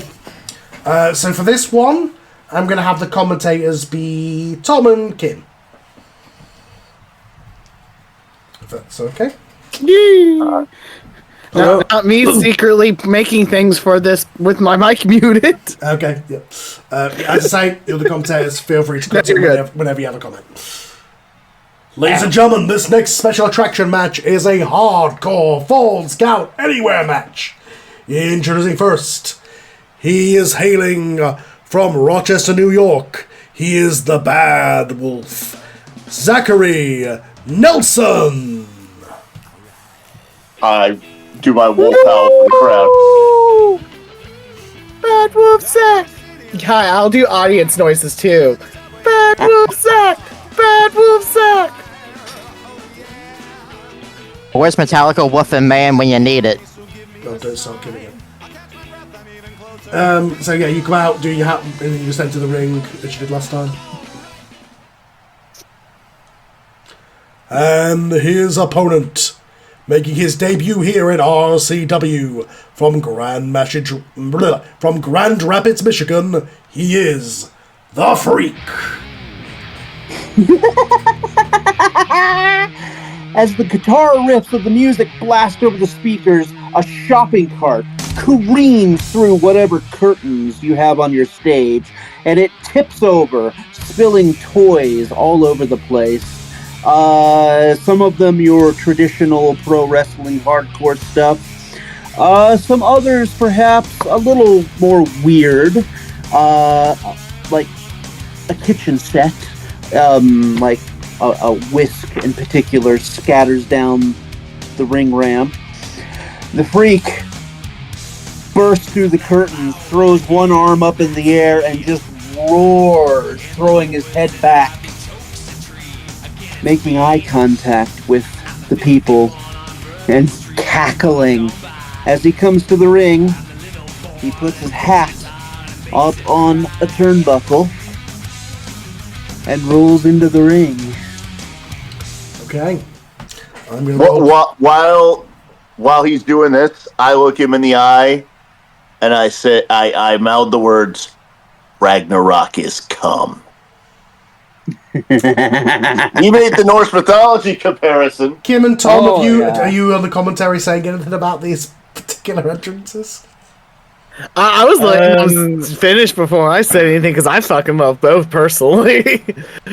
Yeah, I'm sort of in awe here. So like, I was in commentary. I'm like, this is one of those cases where commentator shuts up. Yeah, it's just one of. Okay, here we go as the commentator. Wow, such an incredible entrance already. The freak. I love how I'm also doing the soft too. I don't know why, but we're soft commentary. Let's go.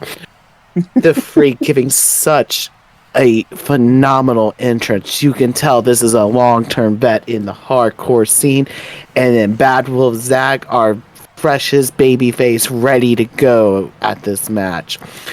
Ladies and gentlemen, we are here for probably one of the most violent matches we have seen recently in RCW history. Do not let the kids watch this one, folks. And the bell rings. Watching Damien getting his ass beaten. 1 to 3, Zach. 4 to 6, Freak. That is a 1, so Bad Wolf Zach, you are starting in control as the bell rings. Now, normally I would just start with the normal stuff, but his whole speech about how you are both coming in with 2 momentum, which means you can go straight into complex moves. Yeah, actually got under my skin. Oh, what I'm about to do is not complex. I'm gonna give him the old Oswald Cobblepot and just bite him right on the fucking nose. Oh, you beat me to it. Okay, roll real. That's Okay, absolutely real. And that is a 7. That is a success. You managed to bite him on the nose. You do not draw blood, however.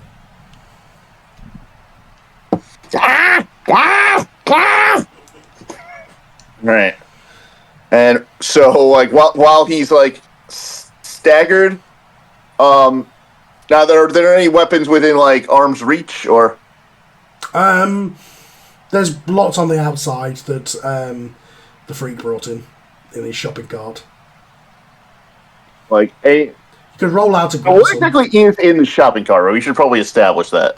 The usual he said the usual weapons, like the usual wrestling weapons, but also kitchen utensils, such as a whisk and a blunt knife and that kind of thing. I knew a guy who loved whisks in his. I knew a guy who loved whisks in his hardcore matches, so I always made an Easter egg of it. Easter egg. Oh, or an omelet maybe. Oh. Where so we have a whisk there? Confirm. Mm-hmm. Oh, is the Freak looking to make pancakes or scramble eggs out of the wolf? We have a baseball bat. Yeah, sure. That's on the outside. I'm gonna go grab a baseball bat, and I'm just gonna. So you go outside the ring, grab the baseball bat, and go to slide back in, right? And just slide right back in. Me out first. While he's still kind of staggered. Okay, as you're going towards the ring, you hear the Freak yelling, "Throw me out first." Throw me out! Ah! I throw him out of the ring. You kind of just left him standing in the ring, sort of thing. Sorry. Okay, so you go to pick up the bat. You grab it. I'd imagine what happens is the Freak comes towards you on the ropes. You reach up and grab him and sort of pull him over. Yep. Okay. Yeah. You're both on the ring apron now, then, sort of standing on the skirt. So wait, we're both on the ring apron. You're both on the ring apron. You've got the bat in hand. Swing for the fences. Okay, roll real. Freak, you have 2 momentum. You can use a momentum to take control if you wish. It's up to you. I'm not, but I'm actually going to try to aim myself at whatever furniture or whatever would be ringside. So that'll be the shop. That'll be the shopping cart that you left on the side. That works. Oh man, that's an 8. Right, you successfully bat him off the apron, and he does a full-on Mick Foley launch, and his torso collides off the shopping cart on the outside, and he rolls off it. I also kind of take a minute to kind of like point the bat in his direction and kind of taunt him like the stinger. Yeah.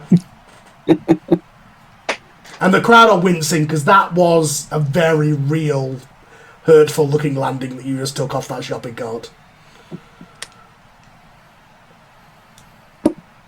Okay, you're still in control, but unless you want to concede it.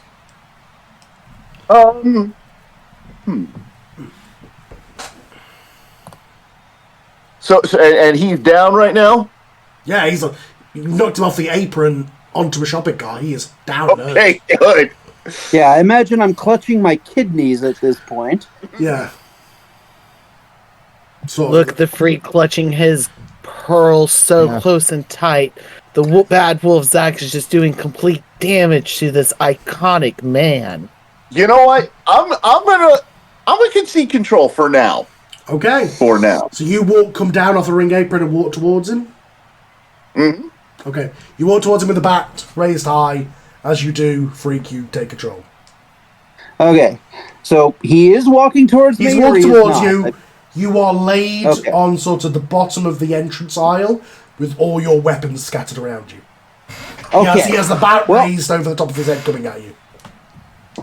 Going to use the shopping cart, selling how hurt I am from that, which probably isn't It's very on hard. its side at the minute. Yeah, using the shopping cart to push myself up to my feet and then try to flip it really quick and just shove it at him. Okay. So you're going to quickly put it upright and then shove it at him. Yeah, roll real for that one. Real, not a good stat for me.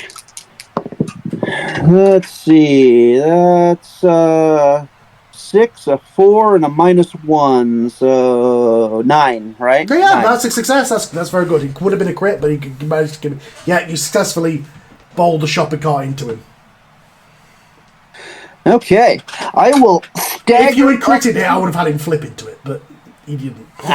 So, yeah. I will stagger to my feet and run after the cart and try to basically get a hold of the arm that has the baseball bat, and I'm going to return the favor. Just Okay, you're going to bite him. Real. And while he's biting him, Zach just laughs. so roll and reel. I'm starting to wonder if these dice are weighted. I swear they're not. That's another 6 and a 4, so It's a 10. 9 again. Yeah, no, yep, you successfully bite him, but you don't draw blood. But you do succeed in making him drop the bat. Awesome. Let's see if I'm in control. Got his arm. Going to basically just ring his arm. Kind of a weird move for a heel in a hardcore match, but still gonna ring his arm and then try to wrap it around the bottom rope and just try to wrench and twist and Okay. maybe even throw in another bite. All right, roll work. Yes, some actual wrestling in this match. I had a series of sequences planned, but we went straight to biting. So let's see, that's a 6 He's a and a wolf. 1, a -1. I wanted to so make a 6 total. statement. 6 total. That's a fail, as I understand. Yeah, so You are lucky I didn't actually piss on your leg. You go round and wrap his arm around the post and go to wrench on it. Unfortunately, your hands you slip and you sort of stumble backwards as you let go of his arm. And Bad Wolf, you take control. All right. So spatially, am I still on the apron or? No, you're on the floor now, on the opposite side of a ring post where he was trying to thread you through it. Okay. And he is right in front of me? He is on the other side of a ring post. Yeah, you're basically on the corner on the outside. Okay, so... Right now, first thing I'm going to do is I'm basically just going to, like, Braun Strowman Monster Express charge at him. Okay, alright, body. All right. That is an 8. Okay, yeah, you successfully bowl him over. He falls down onto the mats. All right. Are there any brass knuckles in the shopping cart? That's up to the freak. I'm sure there is. I'm going to grab a pair of brass knuckles. Okay. And I am just going to get on him and start ground and pound. Okay, Ooh, smash real. grenading.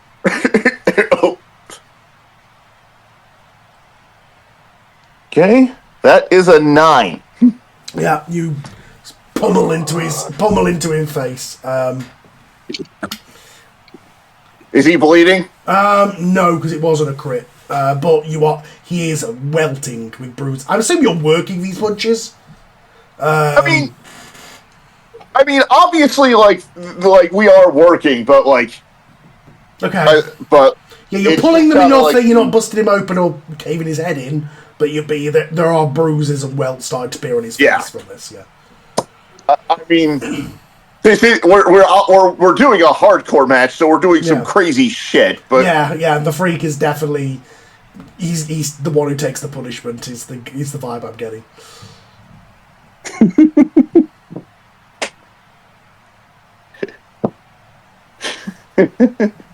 all right, so it's still me. Still you. Unless you want to concede control, yeah, or unless he wants to spend a momentum to take it.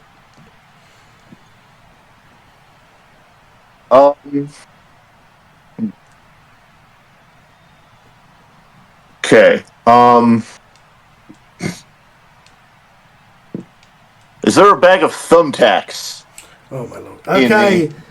Makes sense. Okay, so you get off him from doing this. Yep. Do you keep the brass knuckles on or do you take them off? I think like I pummeled him so hard they like fell off on his face. Okay, all right. So you drop those as you get up. You walk back towards the shopping cart, and you're looking for a sack, presumably. You successfully find a sack of what you think are thumbtacks. So yeah, do you head into the ring with them? I kind of like show it to the crowd. I pour them out on the floor. Oh, it's on the floor. Okay. Oh yeah. Oh yeah. I'm not fucking around. Okay. They are on the ringside mats. Yeah. I'm basically just gonna like fireman's carry, slam him right on the tacks. Right. I will Take control. spend momentum to try to get out of that one. Okay, so yes. use that momentum. He Now, who feels the thumbtack should be the one to land in them. yeah, so you pick him up into the fiber's carry position, walk towards it. At that point, you spending momentum. Are you countering towards the direction of the thumbtacks or no? Oh, I'm gonna try to put him into them. Even Okay, so if you're trying to carry out the fireman's carry, your options are like a DDT or a cutter. That's what I was thinking, a DDT. You're going to DDT him into the thumbtacks. Your back will take some of the brunt of that, but yeah, okay. Oh, absolutely. Okay, I'm going to have you roll a body on that one. Okay, body, it's a 0, so straight roll. Come on. Okay, that's 2 5, so a 10. And so okay, that's a crit. So give mommy a hug. He goes to put you on the fiber's carry. Goes to fiber's carry onto it. You counter it and DDT his face down into the thumbtacks. The crowd let out a massive gasp, a wince. Your back is covered in them, but obviously you've got a shirt on, so that's at least something. However, Wes, you come up, you are bleeding as your face is looking quite a bit like Hellraiser. You have your thumbtacks in your entire face. And you are still in control, freak. As the crowd are reacting to this. Holy shit! Oh, wait. Holy shit! I'm spending momentum. Okay. I'm spending momentum. Yeah, you and take here's control. what's about to happen. So you're down to 1. Here's what's about to happen. Zach is going to see that is just going to feel his face, see that he's bleeding profusely. And you have about 30 metal pins in your face. He is going to start laughing like a mental patient. And like he's going to do his like convulsion thing. Then suddenly he just kind of goes like ramrod straight straight-faced silent, walks past the Freak, goes under the ring, and emerges on the other side as Malibu. It is the debut of Malibu. Right. How long are you going to be under the ring changing? Very quick. All he has to do is put on a mask. Okay, all right, yeah. Yeah. While he's doing that, I'll basically be sitting up slowly and staggering around the crowd, like basically showing people the thumbtacks in my back and shoulder, but acting like I'm trying to get my leg and back and whatever to not stiffen up. Okay. And now that Malibu is here, like the mood has changed. Yeah. Like no one's laughing anymore. The crowd see you come up with a mask on and like, what? What is this? And Malibu, like with the craziest eyes, like anyone who looks at them could swear they like can like swear for a second they're actually glowing red. Like, you'll like he put contacts in before the match, but like you're, and he just like kind of points like Ghost Rider at the Freak. Finally, you're wearing your real face. It's beautiful. Let's destroy it. And I believe I'm still in charge, right? Yeah. I'm gonna basically. Wait, no. He took control when he changed face. Yeah. If I can add it, and you tell me no, but I'm gonna come running at you, like clearly telegraphing a punch. But it's your call. All right. Well, I am basically just gonna casually catch you in the throat with one hand. Okay. Yep. And I am going to choke slam you right up. Okay, by the way, one momentum to the Freak from... Oh, right. I forgot I need 2 momentum to do that. And you're going to have the momentum from the mass change thing. So you do have enough momentum to do this. Okay, so I was just going to say that. You both get momentum from your successful stuff, basically. So you do a choke slam. Right on the floor. If there's any thumbtacks left... I don't know if we're even in that area anymore. But dragging me back to the thumbtacks. Do it. You know you want to. Oh, you want to drag him back towards the thumbtacks? You know what? Fuck it. I'm going to grab him by the throat, pull back the thumbtacks, choke slam him on the thumbtacks. There you go. All right. So you choke slam him onto the thumbtacks. The crowd go crazy. Are you going to pin him? Well, you've just pinned him, but you want to pin him. Well, hang on. I'm gonna have you roll for that, don't I? I should roll for that. Body for the choke slam. Oh god, body. That. Oh shit! That is a modified 12. Yeah, so you slam him down to the tacks, and I'm gonna say off that you drop to your knee and pin him. Yes. 1, 2, 3. The winner of this match, Bad Wolf Zach, as the crowd are in absolute... Hold up. But while he's doing that, while the ring announcer, Malibu gets in the ring, kind of scares off the ring announcer, grabs the mic. Zach isn't here right now. I am Malibu. Drops the mic. The crowd are in absolute stunned silence. They could not believe what they just said. Hands on their head. Blood is everywhere. Weapons are everywhere. The Freak eventually rises up, I'd imagine, covered head to toe in pins.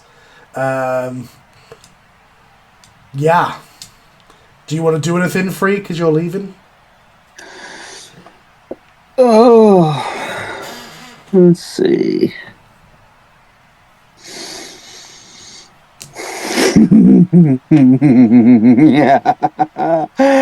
Oh, I knew coming here would be a good idea, but I never thought I'd get to see anything so beautiful, pulling out tax. Are you saying this into the mic? You picked the mic up to say this. Oh, yeah. Oh, yeah.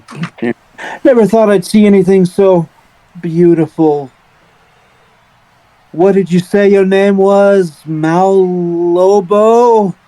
The second I saw you in the backstage area, I knew you were hiding in there somewhere. Good to meet you. And then stagger to the back. Alright. Well, folks, it seems that we indeed saw the true face of Zack here tonight. As we clean up this ringside area from that chaos, we're going to go ahead and go into our main event. So we're going to go backstage now to Aria Rogue. Aria, this is your championship match that you earned in that Battle Royal against Kendra. She defended the title in a 3-way last week, albeit with a lot of help. How are you feeling going into this championship opportunity? My butt off to get here. I'm going to bring this belt back to the people. It hasn't been with somebody new in this company for quite some time, and people really deserve it. You know, I'm not some backyard wrestler. I'm a trained professional, and I'm going to win this tonight for all of you.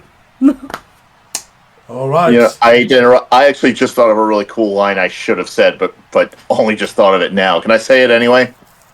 Go ahead.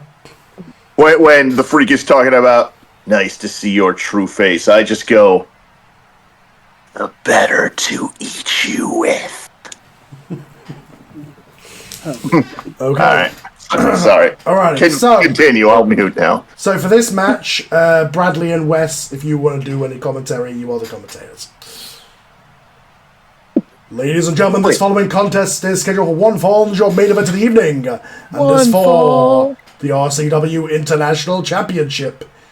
Introducing first from Rochester, New York. She is the challenger, Aria Rogue. She's also She just comes out. Brooklyn. From Brooklyn, New York. I apologize. What an indie fed. This show sucks. She just bursts out of the curtain. She's hyped. She's jumping all over the place. She's high-fiving everybody. Runs around the ring. Slides into the ring. Just, Straight badass. Yep.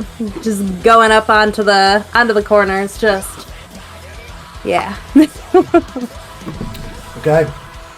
And her opponent, from Seoul, South Korea, the RCW International Champion, Kendra. Lights out, spotlight. She's looking down. Got that black Mortal Kombat mask thing on. Eyes flick open, looks up. The ice white contact lenses catch the light.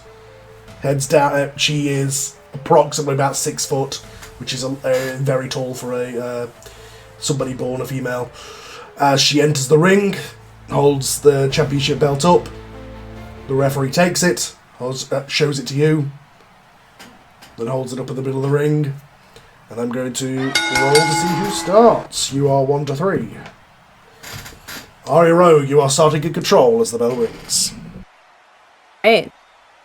I think we start with a nice little lockup. I want to Irish whip her to the ropes and do an arm drag. Okay, that's going to be wrestling, so that'll be work. Please. 6. You're coming in with 2 momentum, so you could use 1 to... very true. Yeah, I'm going to do that. To make it a success, yeah.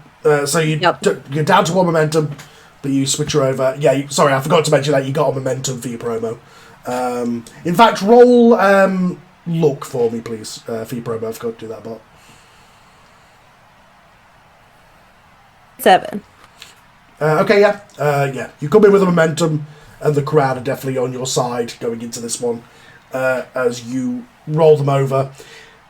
In fact, as well, I'm going to say, from your promo, +1 heat between you and the Freak, I would say, from that promo as well. So yeah, you arm drag her over. All right, awesome. All I want to try to put her in a crossface. Okay, that is absolutely a work. Yep.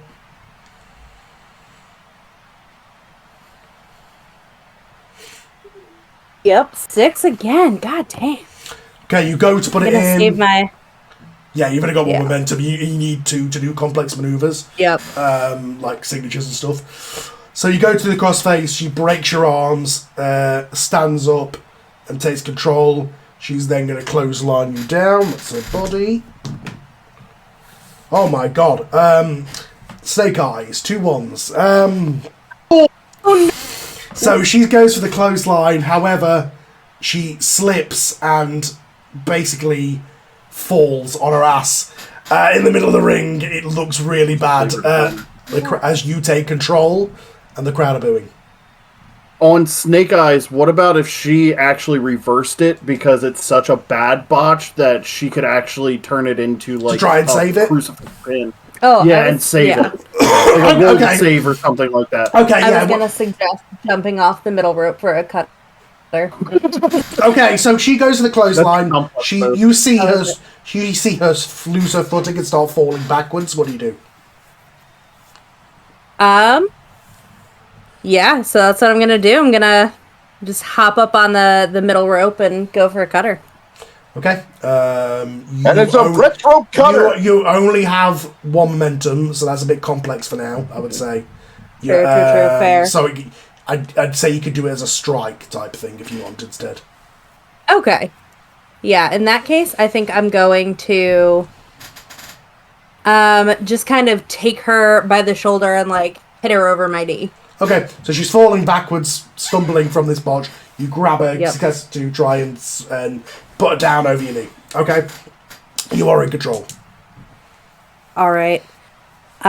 From there, I'm going to send her into the corner and just do some like elbow strikes. Okay. Yeah, you could do that. And I'm going to say from all this, you gain a momentum. So you're now on 2 momentum. Dope. Because you definitely got the better of this opening bit. Okay, she's in the corner. You're beating down into her. The crowd are starting to rally behind you. Like, yeah, she's going to do it. All right. I don't even know. I think from there, I'm going to... I don't even know. Shibata dropkick. You can do whatever you want. You've got 2 momentum, so you can do whatever move you want now. Yeah, that's fair. Yeah, no, I think I'm going to sort of run over to the other, like the opposite side, and then come in with a drop kick. Yeah, okay. You drop kick her in the corner. Roll body.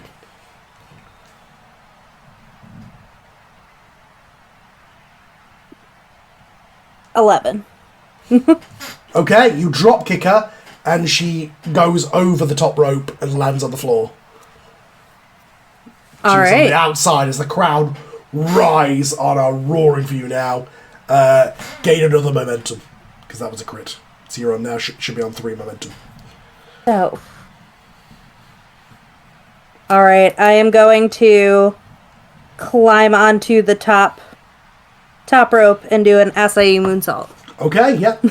Body. The hardest I've ever seen anyone kicked outside of a Street Fighter game.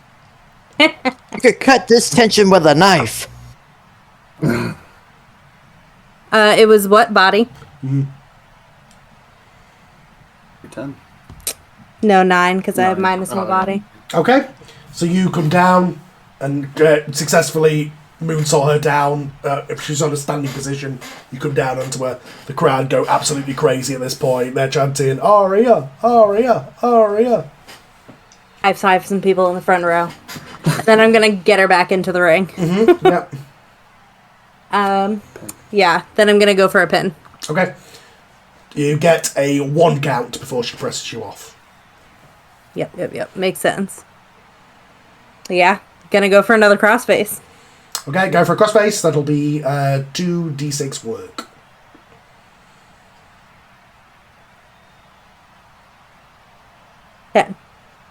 Ten. You lock in the crossface, and it looks incredibly real. The crowd really think this is going to be it. As you lock it in, she tries towards the ropes. but doesn't quite make it and starts to sort of slump as the referee does the sort of the dropping hand spot. Gets to 2.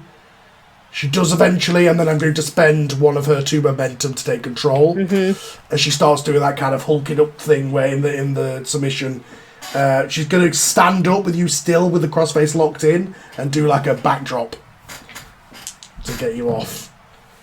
Yeah, that's 11. So yeah, she does sort of a back suplex drop and drops you off.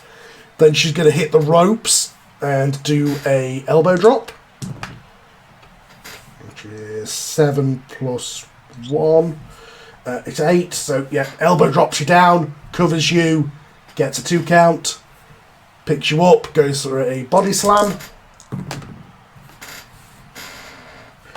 Ooh, okay. She goes for a body slam. Unfortunately, she accidentally stumbles and drops you until you take control. She's not having a good night tonight.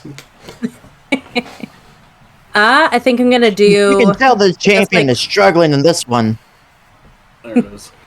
Just a leg sweep, get her down on the ground, Yep, you can do and then that. just some stomps. Yep, you just stomps down into her. You have total control at this point. The crowd are totally behind you. Love it, love it. She's down on the ground. I'm gonna do like a figure 4. Okay, not going to figure 4. Roll for work.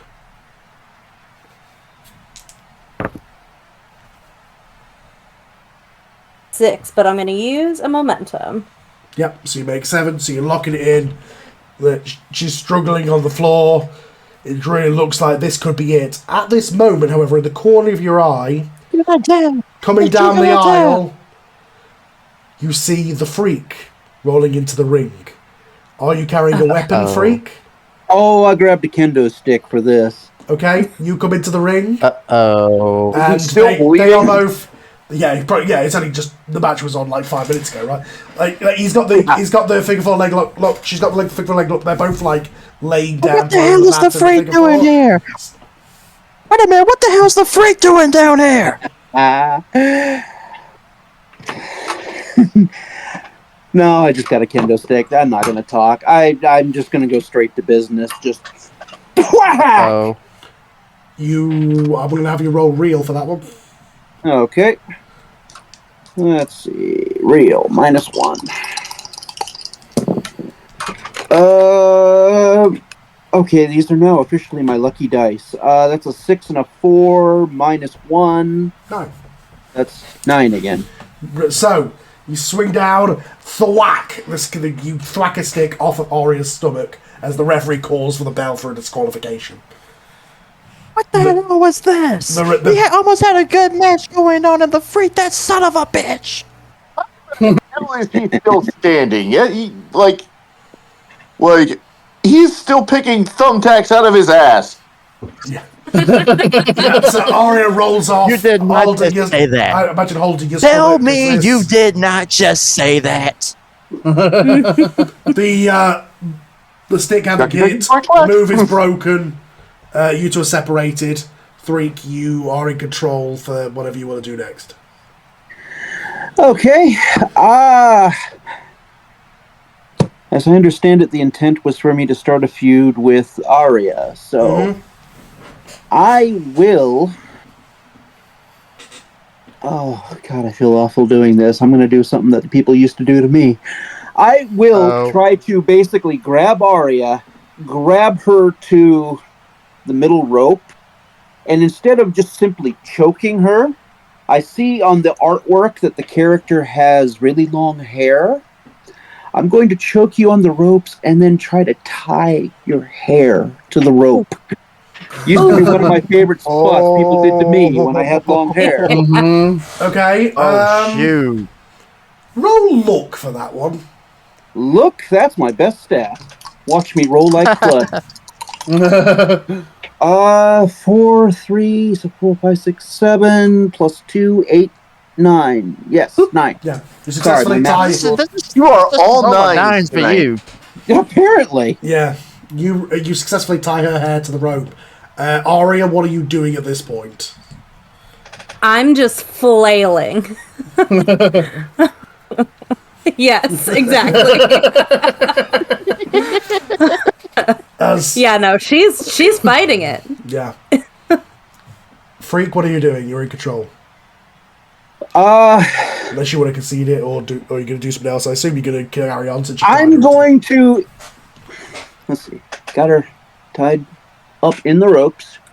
I'm going to basically roll under the ropes to the outside, and then one more big crack of the kendo stick. Boom! In all reality, probably hitting the rope, but doing my best to look like I'm hitting her right in the face. Okay. Roll a reel. Watch this come up as another 9. 6 and a 2 this time. So 6, 7, 8, minus 1, 7.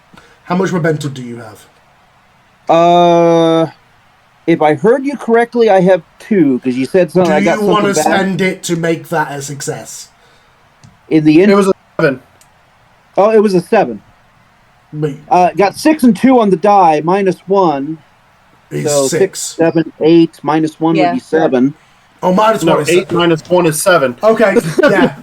Okay. I thought you said that. I know damn well my math. No, I thought you said that you rolled a 7. Math, people. I thought you said that you had No, 7 no. and you minus 1 to 6. Okay, right. Yes. Okay, in that case you It have is to know. 20. It is 20 to 2 in the morning. You can be forgiven. Yeah, well, that's true. Yeah. Question though. Well, it's question though. it's almost 9 p.m. on my end. Oh, Same question here. though. Does momentum carry from week to week, No. or is it? No. Is it? Okay, so You could spend 2 to make it that wouldn't- 9, but it wouldn't make that much of a difference. Wouldn't be a It would have to be a crit. Okay, 10 never for it to be a mind crit. So yeah, you Okay. successfully thwack the stick off the back of her head as the whack crowd her, like, and then basically just walk away. yeah, the to crowd like, oh either god, no, play damn the it. audience. Why was you know, son of a bitch? Yeah. Why? You know, just people yelling at you. At this point, People, the commentary pretty much like, son of a bitch, this matchup would have been good. Now this son of a bitch had to ruin it. Tell me why, freak. Pretty much classic Jim Ross when Stone Cold turned heel at WrestleMania. yeah. In the Tell me ring, why, damn it. in the ring, Kendra's rising, having saw all this. Just shakes her head, walks over, and is going to untie Aria from the ropes and help her. I have a question for you. Is Kendra a babyface? Yes. So I'm gonna play into one of my goals, which is World Championship material, Okay. I don't know. and I want to just kind of be at not at ringside, but kind of like noticeably on the side watching. She is not the world champion, but yeah, you can use it for that. It's fine. You like, Yeah, you can't really cut to you watching TV in the back. Yeah. So you Yeah. are. Yeah, you cut to you watching TV at an awkward angle. Yeah, Watching this as she helps Aria out of the ring. At that point, the logo comes up, and we fade to black on the show. So, What are you talking about, Tharl? Everyone watches TV like this. I mean, I did post Insert Jack during classic Freak. TNA. yeah, I did post Jack in Freak's match was sitting like this watching it. yeah. I gotta admit that was less complicated than I was making Yeah, it in same. my head leading Same. up to it. yeah. Yeah. That was a whole lot less complicated than I thought it was going It's to the be. least complicated system I've ever played with. It's really easy. All role playing is conversation. So- It's a collaboration. Everybody, Exactly. plus one audience for the show. Oh, nice. 3 again. I'm at 3 now. That puts me at 4. 4. Yeah. Yeah, I'm Fuck also off, at 4. both of you. Wes, Bad Wolf Zach, you're going to get another 1 from winning. Oh, Damien and Oliver, you're also going to get a 1 for winning. So winning the match puts me to top spot. Yes, so you can use it for an advancement. So can you, Zach. So does that? I'm So at does that plus mean 4, so I can't yet. So does, You can bank so does it, that or you mean- can use it for an advancement and go back to 2. You start next week at 2, whether you bank it or whether you use it. For Yeah, I know. So winning the match got me to top spot. Does that mean I'm now up upper level as well? What do you mean? Well, I went from 4 to top spot, winning the match. You've just given us another audience for completing the show, right? Oh yeah, so you will start on 3 next week. Yeah. Yeah. So I'm back on 3. Back yeah. on 3 once you've either bank it or use it for an advancement. Yes. So everybody who won a match get 2 audience. Everybody who was on the show gets +1 audience. Well, I'm gonna bank that. I'm gonna bank that. I'm also going I want to do yet.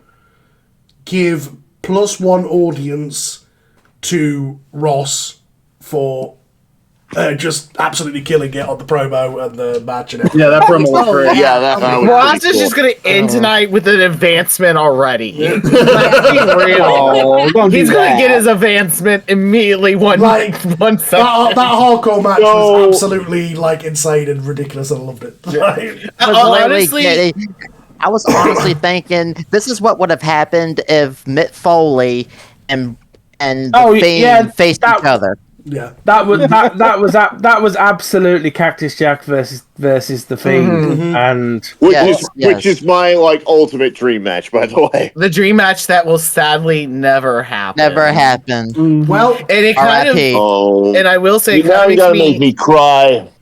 it does Bray kind of make Wyatt me, was my favorite wrestler. it does make me kind of happy that there is going to be a bit of a pivot from Jack, because I think the Freak can definitely do a Florida Man type gimmick much better with the hardcore level, especially as a hardcore wrestler. So yeah, the fact Jack is going to be having a slight change into the tag team is, I think, is going to be really good character wise. So we don't have to so Florida Man gimmickies. just to finish everything off, so we're gonna go backstage after the show. Does anybody want to do anything after the show backstage? Nova wants to go to booking. Okay. But I will wait for my thing, because I did see Wes wanted to say something. Wes, what did you want to do? Well, before I do my thing, I just wanted to ask a quick question. So, if I choose Not of This World for my advancement, I could basically just have that in my pocket whenever I want it? Yes. Cool. Then that's what I'm going to do. All right. So, he's back to being just Zach now, but he's going to cut a quick promo. Like, Well, just him, talking to the camera. This is off air now. This is just so- backstage now. Oh, then never mind. I'll save it for next week. Well, I was going to say, we can say it's a promo that gets aired during the week before the next show? I would say we'll keep it for next week, so it's not Okay. so it's not confusing. So we remember. Okay, I just wanted to ask about that. If that's things. you probably want to record a introductory thing for Apollo's send-in promo. Yeah, I'll sort them. Okay. All right, but Nova wants to go to the booker to talk about the official start of this tag team forming. Okay. All right. Yeah. Come on. Okay. One thing I want to say is anyone who passes the locker room will see Zach basically just having a one-sided conversation with the mask that's hanging on the edge of the locker. And yes, I'm ripping this off from Spider-Man, but I don't care. Full on Norman Osborn in it. Yeah. Yes, I am going. They're pretty much like Norman Osborn, Green Goblin type thing. I have basically done Norman Osborn, Harvey Dent, and Oswald Cobblepot in one night. Okay, I am just. Oh my god. Okay. So Nova comes into the office. Yep. He's gonna look at the booker, and he goes, "You saw the magic those two did tonight, correct?" Yeah, I put them together because they said they'd be a good team. Yeah. Build it up. I'm gonna repackage them as a tag team together. Okay. Give them. We need to build the story up for the repackaging. What's the name? The Rough Remedy. The Rough Remedy. Let me just write that down. And I totally did not make their entrance music and JonTron video in between matches. Carl will get it. It's pretty good. Yeah, it's already done. Me and Bradley discussed this in detail. Okay. Yeah, he accepts. I'm gonna accept that. Listen. For the last week, we had been flip-flopping ideas back and forth about this, trying to combine both aspects of this. Yes, there will be an element fusion of the medic gator concept. Anybody else got anything they want to do backstage at the end of the show? Yeah, I think Aria is going to go up to Kendra because that was like a dream for her. She loves Kendra. And just be like, that was so cool. Such a huge fan, like, thank you. She's going to shake your hand. She doesn't speak that much English, but she just says thank you and, like, nods her head. Like, Alright, You can bow. I will. Also, at this point, Bruiser and Jack, they're going to go to the Booker demanding a rematch against Sterling and the Damien for what happened. oh, yeah, for sure.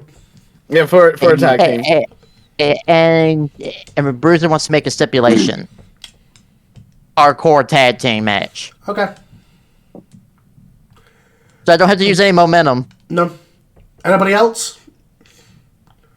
I would say Jack would probably go and congratulate Freak on a fantastic match. Like, it's one of those, like... Getting the thumbtacks pulled out.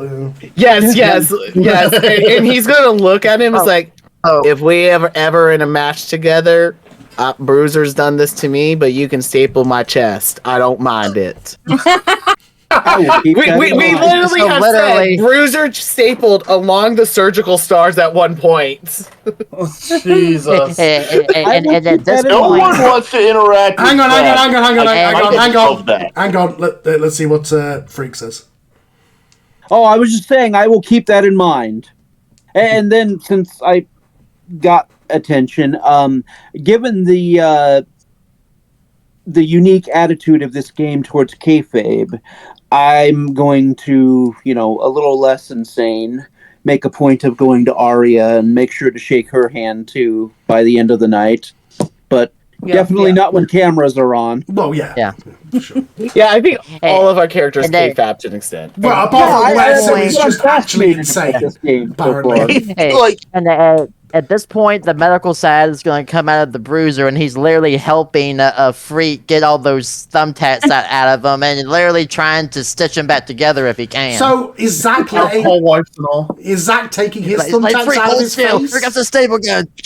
Oh yeah, no, he is definitely like pulling the thumbtacks while he's having his imaginary conversation with his alter ego. By the way, I intentionally want it ambiguous if Zach is actually crazy or just super fucking method. Yeah. Okay, Sterling and Damien. No one knows, and everyone's afraid to ask. Sterling and Damien, what are you guys doing?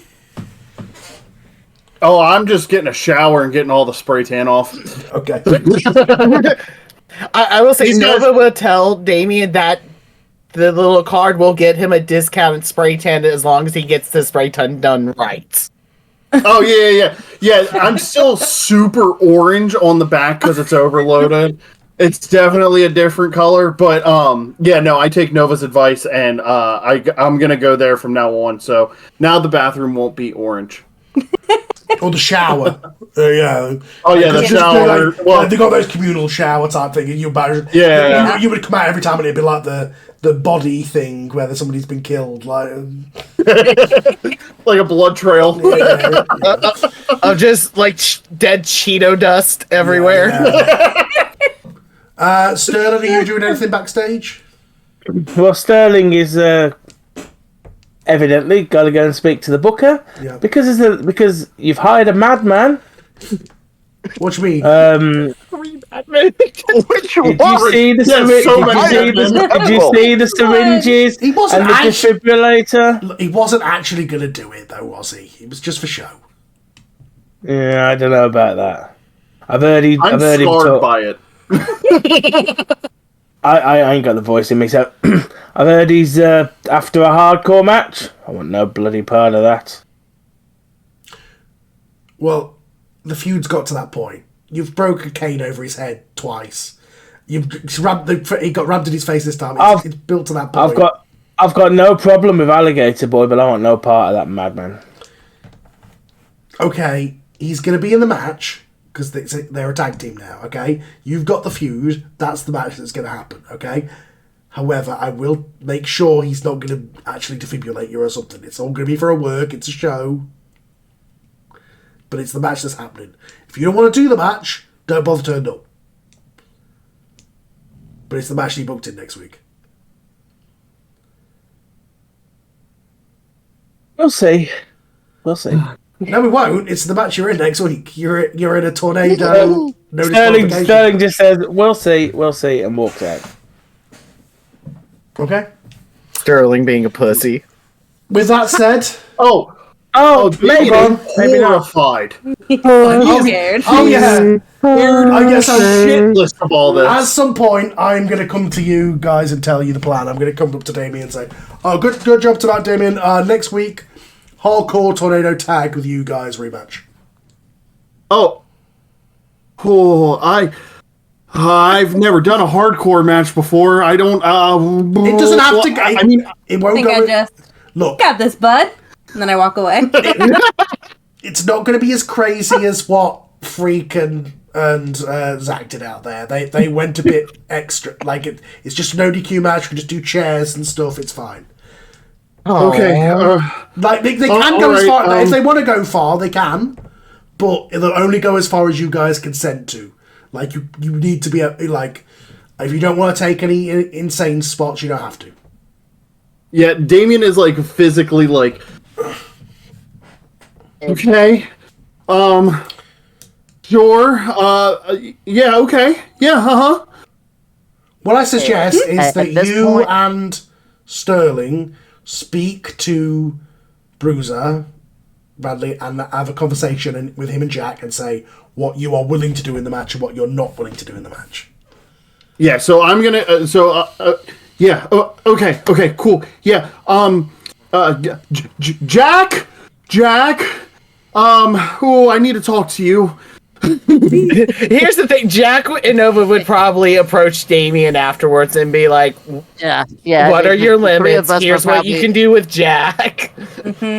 All right. My Because safe word is literally- banana. Because Jack literally writes down a Damien, note, take a banana. it's literally Damien and all that they find the three of us handing out at the raggedy ambulance I pulled up in. So yeah. So I pretty much say I'm like, oh, I don't want to bleed. I don't really want to do any of that crazy stuff. You keep the defibrillators, please. That's scary. Don't stab me with anything. I do apologize about the syringes and the scalpels and the defibrillators. It was just for show. I'm sorry for putting my penis in your face. It's just my gimmick. It's what I do. Jack's still like, I wish that was me.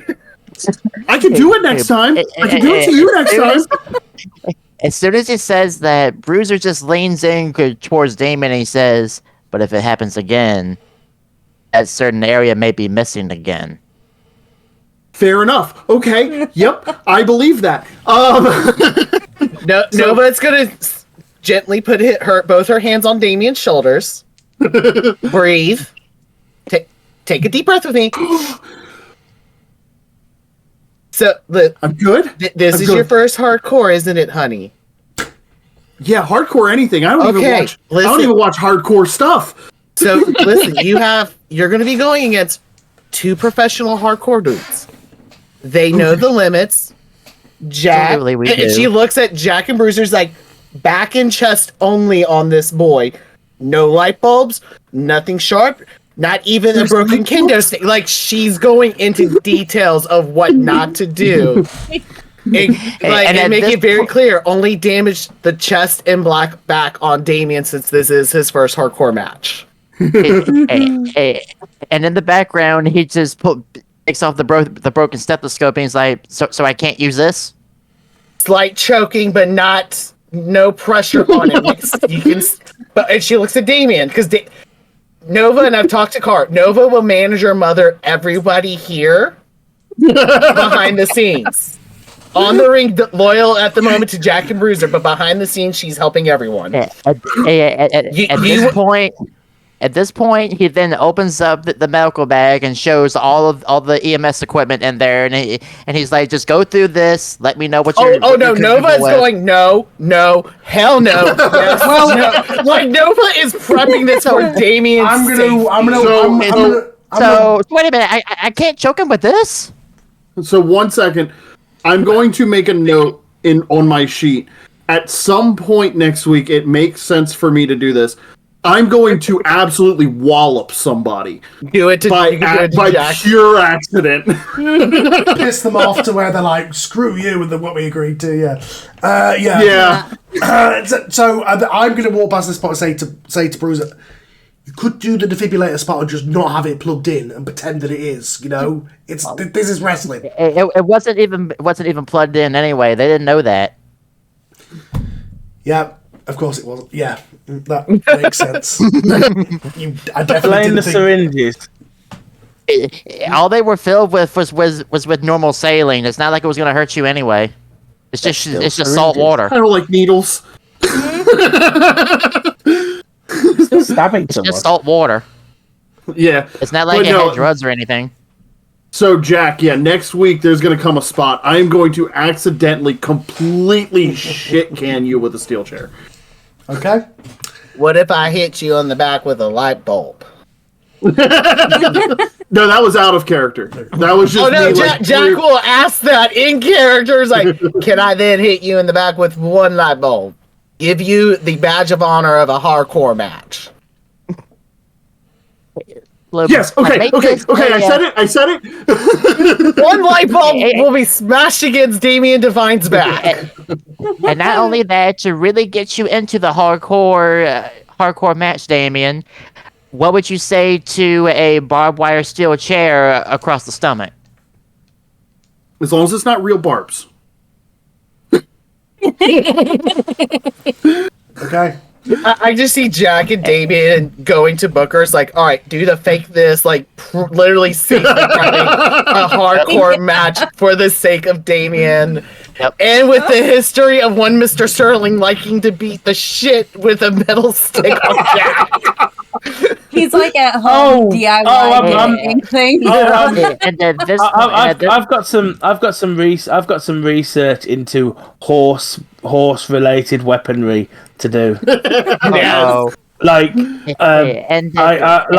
Somebody's getting tranquilized with somebody's getting tranquilized with horse tranquilizer or something. You know, Sterling's finding a way out of this one way or the other. As this conversation is going about what will and won't happen in that match, we'll bring the session to a close. Thank you everybody for joining us for this one, and it was a lot of fun, a lot of chaos, I liked how every match was kind of different, building stories. I like it. So no nudity. No. So with that said, everybody, we shall see you next time. Cheers, guys.